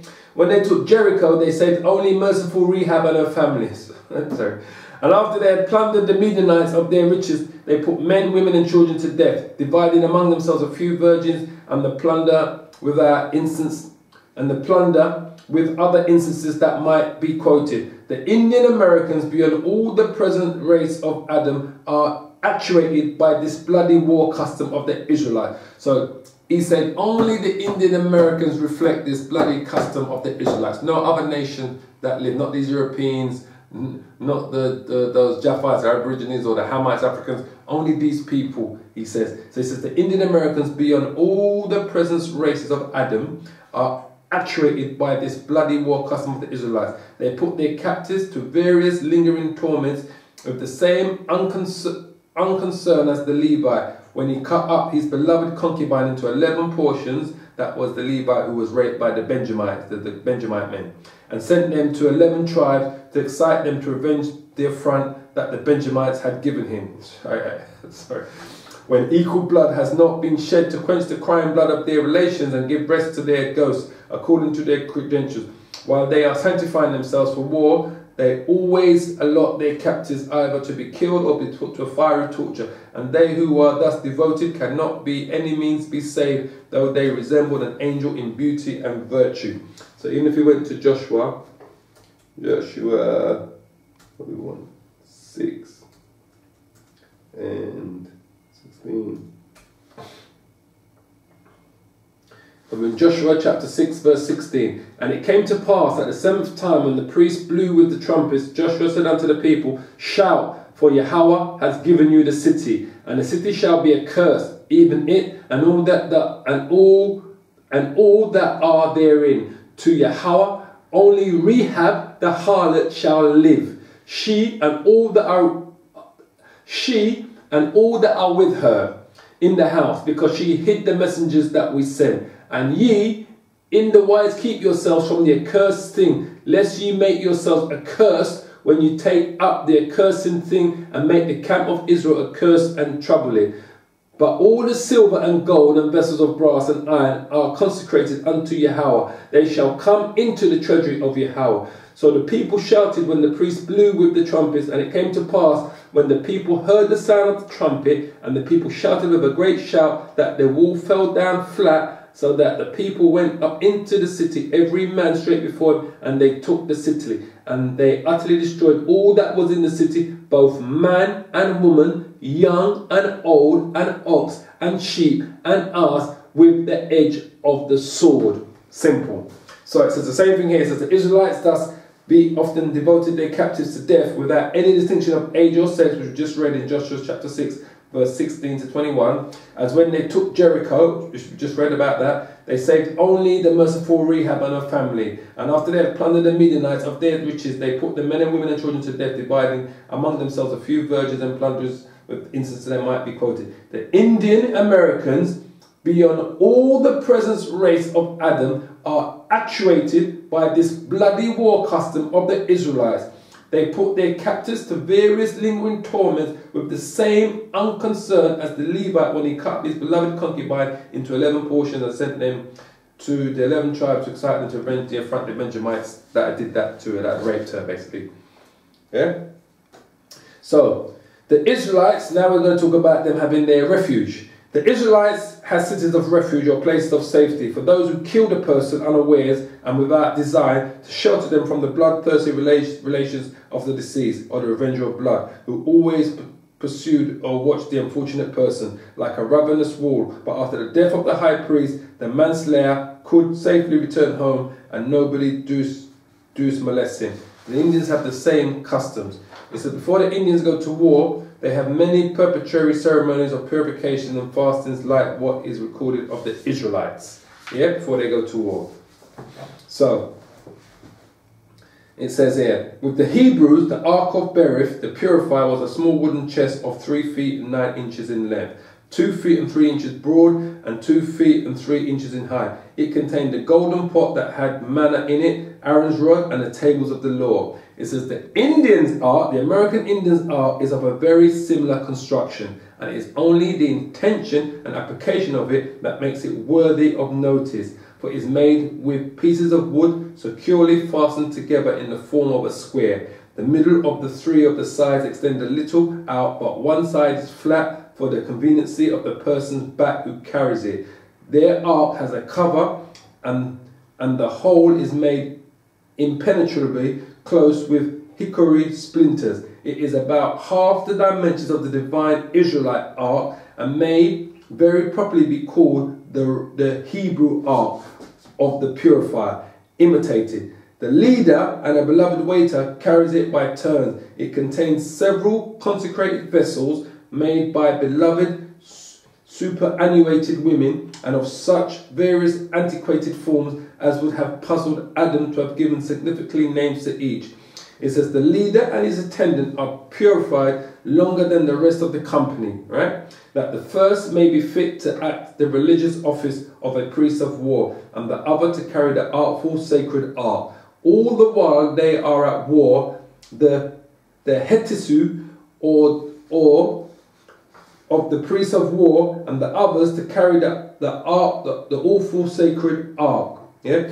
All the while they are at war, the hetisu or the beloved waiter feeds each of the warriors by an exact stated rule, giving them even the water they drink out of his own hands, lest by intemperance they should spoil the supposed communicative power of the holy things and occasions fatal disaster to the war camp. It says the ark's mercy seat and cherubims were the very essence of the Levitical law, and often called the testimonies of Yahweh. It says the ark of the temple was termed his throne, and David calls it his footstool. In speaking of the Indian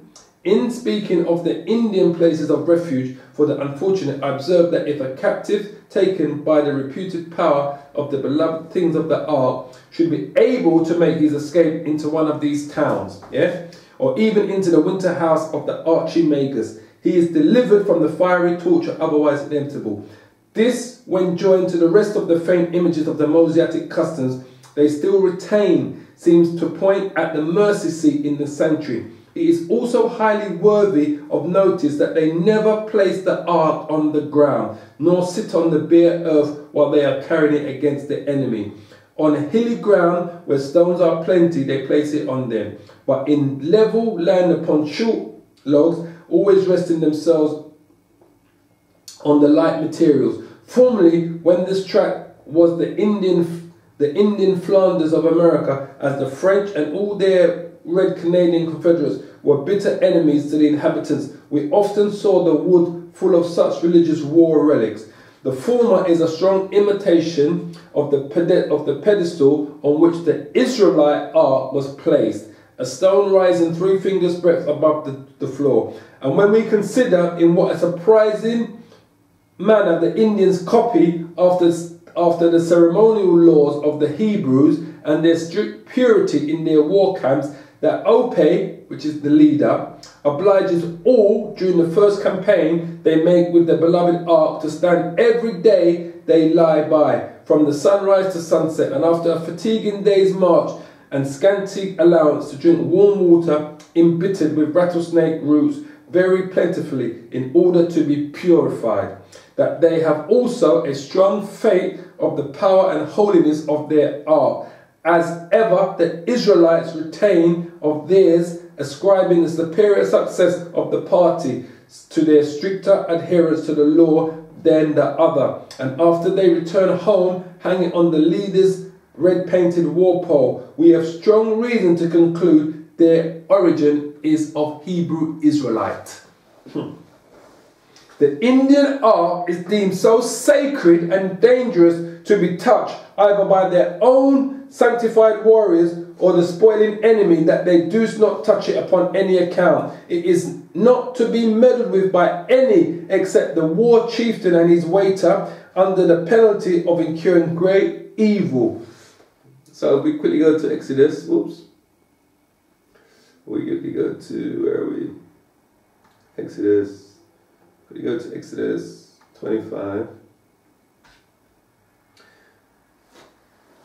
Verse 10. And they shall make an ark of shittim wood, 2 cubits and a half shall it be the length thereof, and a cubit and a half the breadth thereof, and a cubit and a half the height thereof. And thou shalt overlay it with pure gold within and without shalt thou overlay, and shalt make upon it a crown of gold round about. And thou shalt cast 4 rings of gold for it, and put them in the 4 corners thereof, and 2 rings shall be in the one side of it, and 2 rings on the other side. And thou shalt make staves of shittim wood, and overlay them with gold. And thou shalt put the staves in the rings by the sides of the ark, that the ark shall be borne. The staves shall be in the rings of the ark, and thou shalt put into the ark the testimony which I shall give thee. And thou shalt make a mercy seat of pure gold. 2 cubits and a half shall be the length of thereof, and a cubit and a half the breadth thereof. And thou shalt make 2 cherubims of gold, beaten work shalt thou make them in 2 ends of the mercy seat, and make 1 cherub on one end, and the other cherub on the other end. And even of the mercy seat shall ye make the cherubims on the 2 ends thereof. And the cherubims shall stretch forth their wings on the high covering of the mercy seat,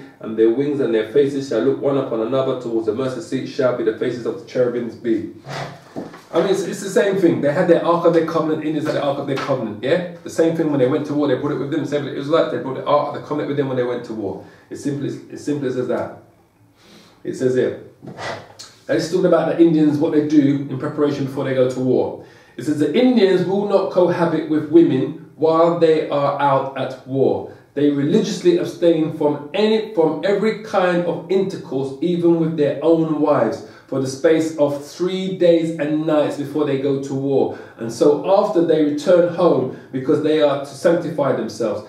This religious war custom, especially in so savage a generation, seems to be derived from the Hebrew Israelites, who thus sanctify themselves to gain the divine protection and victory over their common enemies, as in the precept of Moses to the war camp when he ascended Mount Sinai, and in Joshua prohibiting to the Israelites, and in the case of Uriah, the warriors consider themselves as devoted to the Most High apart from the rest of the people while they are at war, occupying the sacred ark with the supposed holy things. Yeah, so this was, if I remember, we're going to go to 1 Samuel, something that David spoke about, and did 1 Samuel, and I did write this down, 21 and 2, I want. Yeah, 1 Samuel 21 and 2. And David said unto Abimelech the priest, the king has commanded me a business, and has said unto me, let no man know anything of the business whereabout I send thee, and what I have commanded thee, and I have appointed my servant to such a place. Now therefore, what is under thy hand? Give me 5 loaves of bread in my hand, or what there is present. And the priest answered David and said, there is no common bread under my hand, but there is hallowed bread, if the young men have kept themselves at least from women. And David answered the priest and said unto him, of a truth, women have been kept from us about these 3 days, since I came out, and the vessels of the young men are holy, and the bread is in the manner common. Yea, though it was sanctified this day in the vessel. So the priest gave him the hallowed bread, for there was no bread there but the shew bread that was taken from before Yahweh, to put hot bread in the day when it was taken away. So he couldn't go near the hallowed bread, the touch of bread, right, if he had been near a woman for more than 3 days. So like David said, he had been away from, him and his men had been away from women for 3 days. Why? Because they were going to war. Yeah, so if we go to the Exodus 19.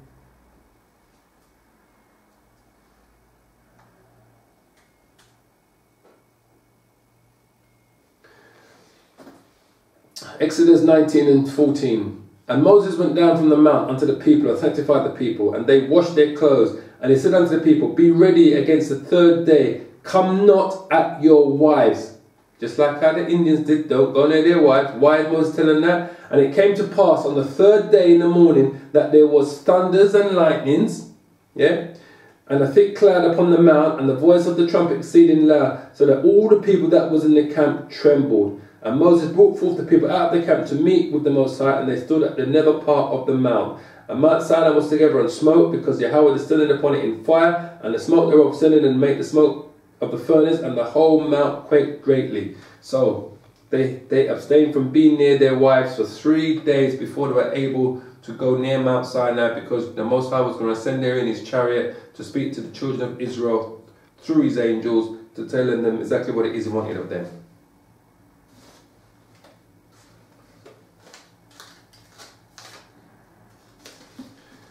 Okay, so now we're going to talk about what they did, how they celebrated after they won a war.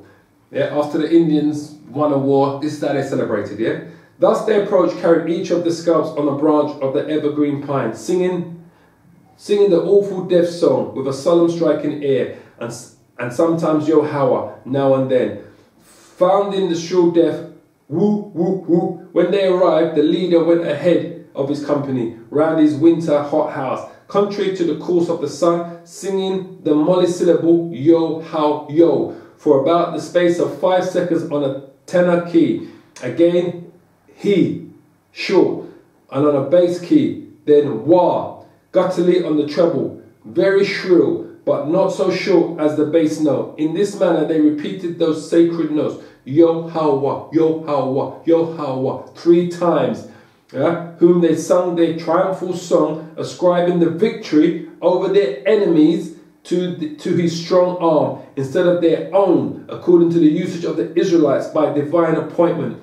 The duplication of the middle and last syllables of the 4-lettered essential name of the deity, and the change of the key from their established method of invoking Yahweh when they are drinking their bitter drink, the kusina in their temples, where they always spend a long breath on each of those 2 syllables of that awful divine song, seems designed to prevent a profanation. So just like the Israelites, when they won their victories in the war, they'd come out and they were singing songs in tribute to the Most High. Yeah. So it says there, they are so surprising experts in their supposed religious office, and observe time so exactly, and their particular gestures and notes, that there is not the least discernible discord. If the Hebrews danced this way, as there is a strong presumption proof, they had very sweating work, for every joint, artery and nerve is stretched to the highest pitch of exertion, and this may account for Saul's daughter Micah chiding David for failing in the common dances. That's when David came back from the victory against the Philistines,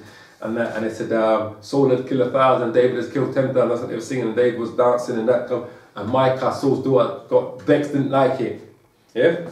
So the Indians cannot show greater honor to the greatest potentate on earth than to place him in the white seat and invoke Yahweh while he is drinking the kusina, and dance before him with the eagle's tails. When 2 chieftains are renewing or perpetuating friendship with each other, they are treated with the same ceremonies, and in their circular friendly dances, when they honor their guests and pledge themselves to keep good faith with them, they sometimes sing their divine notes with a very awful air, pointing their right hand towards the sky. Towards the sky. Some years ago, I saw Kowasanti Indians 200 miles up Mobile River before this rite with much solemnity, as if invoking the deity by their notes and gestures to enable them to show goodwill to their fellow creatures and to bear witnesses to their faithful vows and conduct. This custom is plainly not derived from the old Scythians or from any part of the heathen world. Their forms and usages, when they made peace or pledged faith and contracted friendship with each other, were widely different, but to those of the Hebrews it has the nearest resemblance.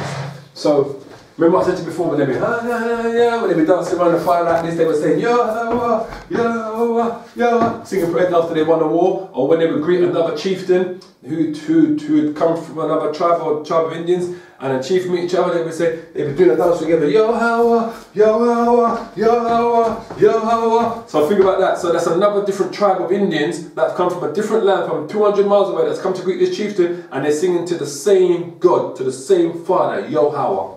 Just like it says right here.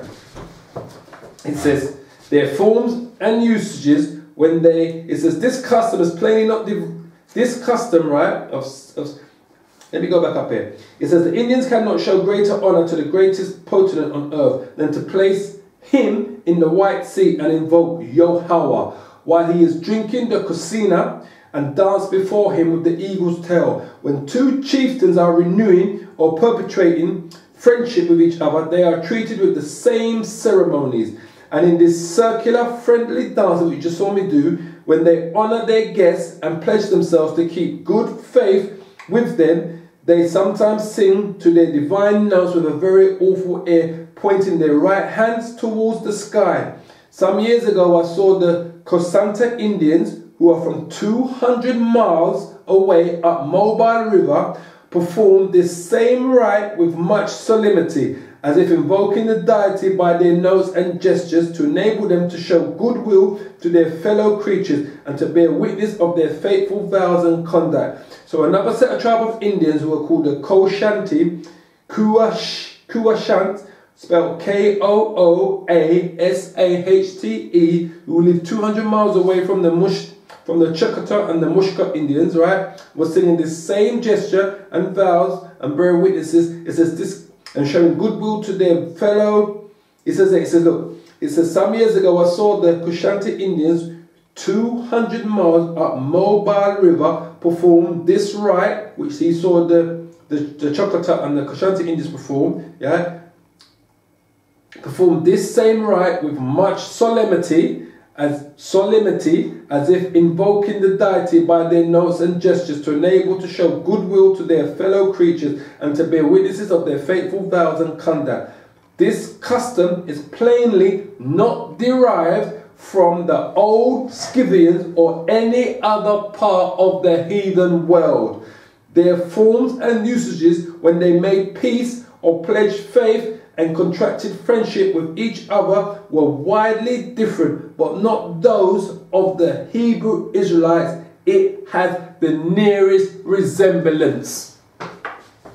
It says the Indians' origin and descent may also be in some measures discerned by their taste for and kind of ornaments. The Israelites were fond of wearing beads and other ornaments, each even as early as the patriarchal age, and the taste increased so much a degree that it became criminal and was sharply reprehended by the prophets, particularly Isaiah. The Israelitish women wore rich garters about their legs, and against the rules of modesty, they shortened their undergarments in order to show how their legs and feet were decorated. I remember Isaiah spoke about that in chapter 3. And Yahweh will take away the bravery of their tingling ornaments. Yeah, but just quickly go to that. So they did the same thing, boy. But I remember, this is in Isaiah chapter 3. Isaiah chapter 3 verse 8. In that day, Yahweh will take away the bravery of their tinkling ornaments about their feet, and their cords and their round ties like the moon, the chains and the bracelets and the mufflers, the bonnets and the ornaments of the legs, and the headbands and the tablets and the earrings, the rings and the nose jewels, the changeable suits of apparel and the mantles and the wimples and the crisping pins, the glasses and the fine linen and the hoods and the veils. And it shall come to pass that instead of sweet smell there shall be stink, and instead of girdle a rent, and instead of a well set hair baldness, and instead of stomacher or girding of sackcloth, and burning instead of beauty. And that happened to all of the tribe of Judah. When you go to verse 24, that's all the tribe of Judah. When it says instead of sweet smell, happened to the Judahite women, shall be stink. Instead of girdle, a rent, torn clothes. And instead of a well-set hair, baldness. That's why all of the Israelite women, all of the what you call African-American, the West Indian women, all the black women throughout the West Indies, and all the black people in America, who they call African-Americans. That's why, and all through Europe, all those West Indians that came and migrated from the West Indies to Europe, they're all weaving their head. They all got bald head, because that's a curse. That's a curse in the scripture. It tells you right here. Isaiah chapter 3 verse 24. And it shall come to pass that instead of sweet smell, there shall be sting. And instead of girdle, a rent. Right? And instead of a well set hair, baldness. And instead of a stomacher, a girding of sackcloth, and burning instead of beauty. And that's what's happened to the Judite women and the Benjamite women all throughout. Trust me. And this talks about the North American Indians wearing beads and ornaments on their clothes. It says the Israelites were fond of wearing beads and ornaments even as early as the patriarchal age, and the taste increased to such a degree that it became criminal and was sharply reprehended by the prophets, which I just read, Isaiah. The Israelite women wore rich garters about their legs and against the rules of modesty. They shortened their undergarments in order to show how their legs and their feet were decorated. Right? I just read that in Isaiah chapter 3 verse 18. It says the Lord will take away, which I just read to you just there, will take away their bravery and their tingling and ornaments about their feet. So the Indian women dress just like that. They like to wear those formal things. The Indians' origin and descent may also be in some measure discerned by their taste for and kind of ornaments which they wore around their feet and their clothes and so forth.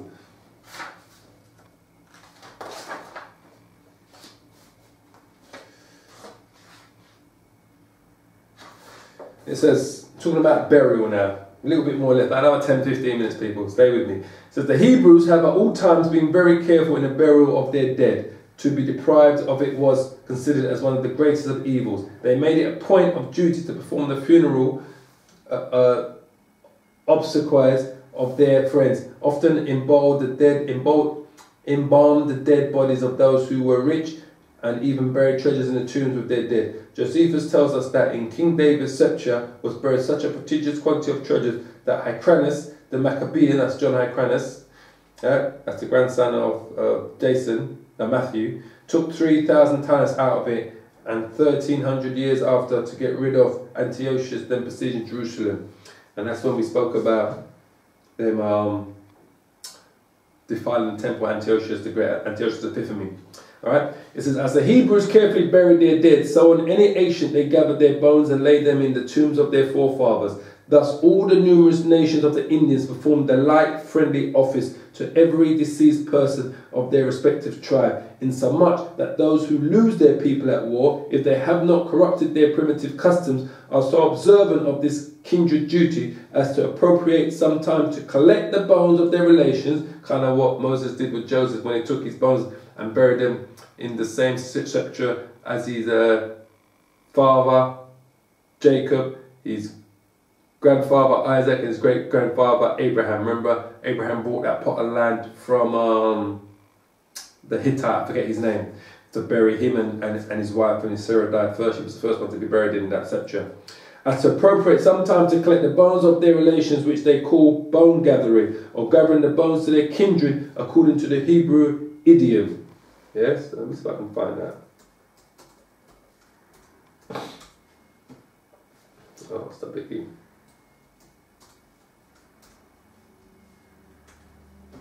See if I can find that. Right, so Genesis chapter 25 verse 8. Then Abraham gave up the ghost and died in a good old age. So Genesis chapter 25 verse 8. An old man and full of years, and was gathered to his people, and his sons Isaac and Ishmael buried him in the cave of Machpelah, in the field of Ephraim, the son of Zohar the Hittite. That's who he bought the field from, which is before Mamre, the field which Abraham purchased of the sons of Heth. There was Abraham buried, and Sarah his wife. And it came to pass after the death of Abraham that the Most High blessed his son Isaac, and Isaac dwelt by the well of Lahore. So just how they like to bury their ancestors in the same section, grave or tomb, the North American Indians, so did the Israelites have the same practice of burying their dead in the same tombs. It says there, as the Hebrews carefully buried their dead, so on any accident, they gathered their bones and laid them in the tombs of their forefathers. Thus all the numerous nations of the Indians performed the like friendly office to every deceased person of their respective tribe, insomuch that those who lose their people at war, if they have not corrupted their primitive customs, are so observant of this kind of duty as to appropriate some time to collect the bones of their relations, which they call bone gathering, or gathering the bones of their kindred, according to the Hebrew idiom. So, if I remember, Moses did the same for Joseph. Here we are.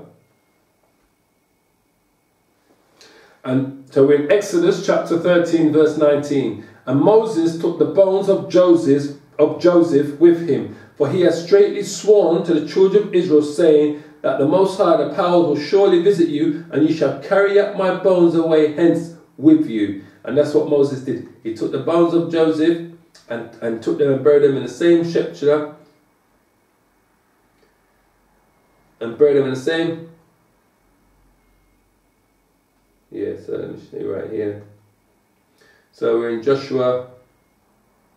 Right, so we're in Joshua chapter 24, verse 31. And Israel served Yahweh the Lord all the days of Joshua, and all the days of the elders they outlived Joshua, and which had known all the works of Yahweh that he had done for Israel. And the bones of Joseph, which the children of Israel brought up out of Egypt, buried they in Shechem, in a parcel of ground which Jacob bought of the sons of Hamor, the father of Shechem, for 100 pieces of silver, and it became the inheritance of the children of Joseph. And Eleazar the son of Aaron died, and they buried him in a hill that pertained in Phinehas his son, which was given him in Mount Ephraim. So Joseph was buried in the same sepulchre tomb as his father Jacob, which he brought from the sons of Hamor and the father of Shechem. So the same practices what the Israelites did in terms of taking the bones of their dead, because you got to remember, Joseph's bones have been lying in the cemetery in Egypt for nearly 400 years, or 300 and odd years. Yeah, maybe 350 years. I don't know exactly, but remember the Israelites were in Egypt for 430 years. Yeah, and Joseph was in power for 30 years. The new Pharaoh took over, and then they were in bondage for the next 400 years. So I'm not sure particularly what time he died, but I could look at and find out. But what I'm trying to say to you is that his bones were buried in Egypt, for say 350, 400 years. And then when the Israelites were released from their bondage of Egypt by the Most High, and Moses took them out from Egypt and into the wilderness, Moses also took Joseph's bones with him. And Joshua was the one that buried him, as it says here. Joshua took his bones and buried him in the same tomb that his father Jacob brought, in a place called Shechem, in a parcel of ground which Jacob brought. So it says, and the bones of Joseph, so Joshua chapter 24, 32, and the bones of Joseph, which the children of Israel brought up out of Egypt, buried they in Shechem, in a parcel of ground which Jacob, which is Joseph's father, bought of the sons of Hamor, the sons of Shechem, for 100 pieces of silver, and it became the inheritance of the children of Joseph. All right. So just like how the North American Indians did the same thing, how they like to bury their relatives in the same tombs, of their forefathers, same as like the Israelites had the same customs. Simple. It says here, it says, page 86, it says, but the Americans, Indians, seem evidently to have derived their copy from the Israelites as the place where they bury their dead, and the method of their funeral ceremonies, as well as the persons with whom they are buried, and the great expenses they are at in their burials. The Hebrews buried near the city of Jerusalem by the brook Kidron, and they frequently hewed their tombs out of rocks or buried their dead opposite to their doors, implying a silent lesson of friendship and a pointing caution to live well. They buried all of one family together, to which custom David alludes when he says, gather me not with the wicked. Yeah, because David didn't want to be buried with the wicked. He would make sure you bury me in the same tomb as my father, which would have been Jesse.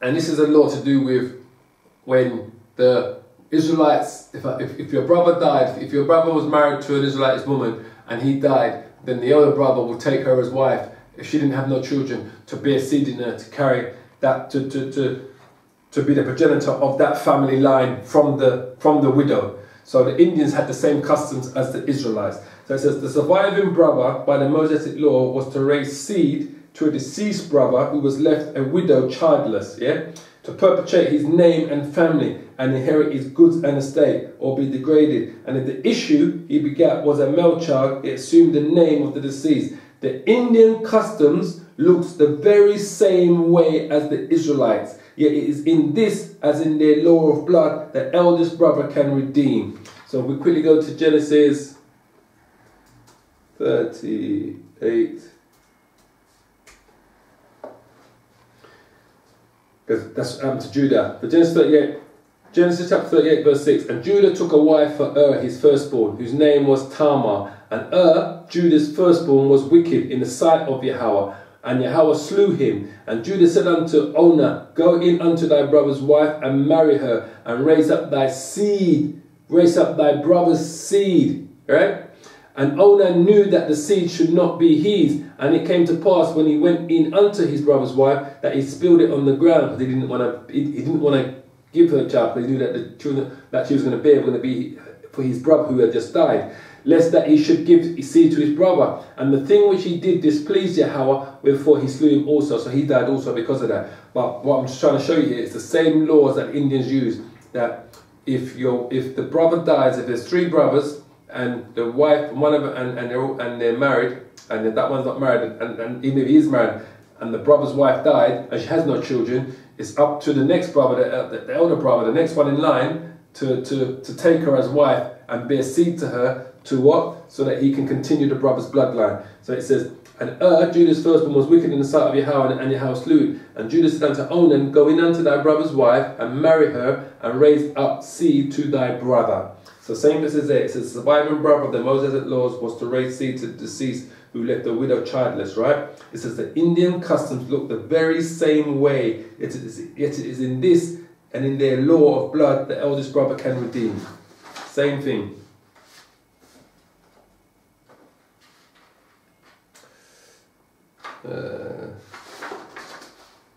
What time is it? 5 more minutes.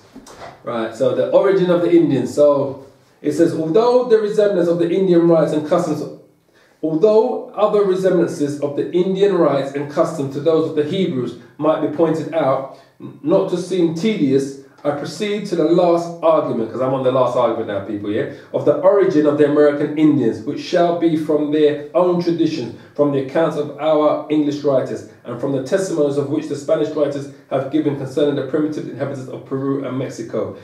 The Indian tradition says that their forefathers in the very remote ages came from a far distant country, like I would tell you in the book of 2nd Esdras, where all the people were of one colour.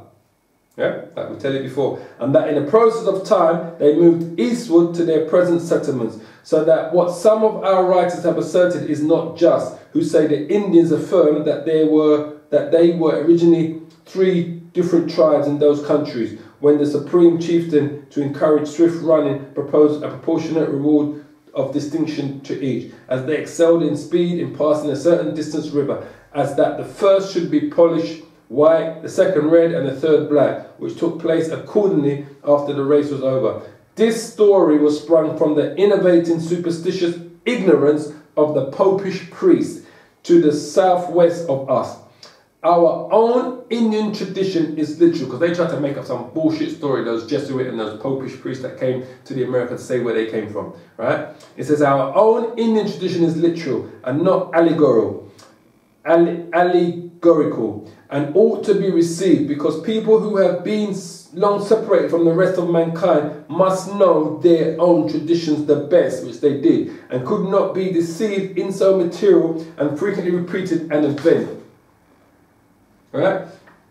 It says there, it says, we are told also that the naturalists believed they dwelt in another region before they settled in Mexico, that they wandered 80 years in search of it, through a strict obedience to their gods, who ordered them to go in quest of new lands that had such particular signs, that they punctually obeyed the divine mandate, and by that means found out and settled the fertile country of Mexico. This account corresponds with the Chicash tradition of settling in the present supposed Holy Land, and seems to have been derived from a compound tradition of Aaron's rod and the light or divine presence with the Israelites in the wilderness when they marched, and probably the Mexican number of years was originally 40 instead of 80. Right? Saying that so when they landed in the Americas, that they would have traveled for 40 years to the Americas before they settled somewhere. This is what James Deere was saying, yeah? Not the 80 years that these people tried to say. He's saying it's more likely that they traveled for 40 years through the Americas before they settled in a certain part of America, yeah? It says, Lopez de Gorma tells us that the Mexicans were so devout as to offer to the sun, the earth, a small quantity of every kind of meat and drink before any of themselves tasted it, and that they sacrificed as part of their corn, fruits, and in like manner otherwise they were deemed haters of and and contempted by their gods. Is not this a confused Spanish picture of the Jewish daily sacrifice and the first fruit offering as formerly observed, which as we have seen are now offered up by the northern Indians to the beautiful giver, the supreme Holy Spirit of fire, whom they invoke in the most sacred and awful song, Yahweh, and loudly ascribe to him, and hallelujah, Yahweh, for his continued godness to them? He said, the Spanish writers say that when Cortes approached Mexico, Montezuma shut himself up and continued for the space of 8 days in prayers and fasting. But to blacken him and excuse their own diabolical butcheries, they assert he offered human sacrifices at the same time to abominable and frightful idols. This is what they tried to say about Montezuma, how he was there fasting when they tried to say that he was there making human sacrifices and committing abominable things in front of idols, which we already showed that they didn't deal with idols, right? But the sacrifices with more justice may be attributed to the Spaniards than to the Mexicans, as their narratives also are a sacrifice of truth itself. Montezuma and his people's fastings, prayers, were doubtless the same with those of the northern Indians, who on particular occasions by separate fastings and ablutions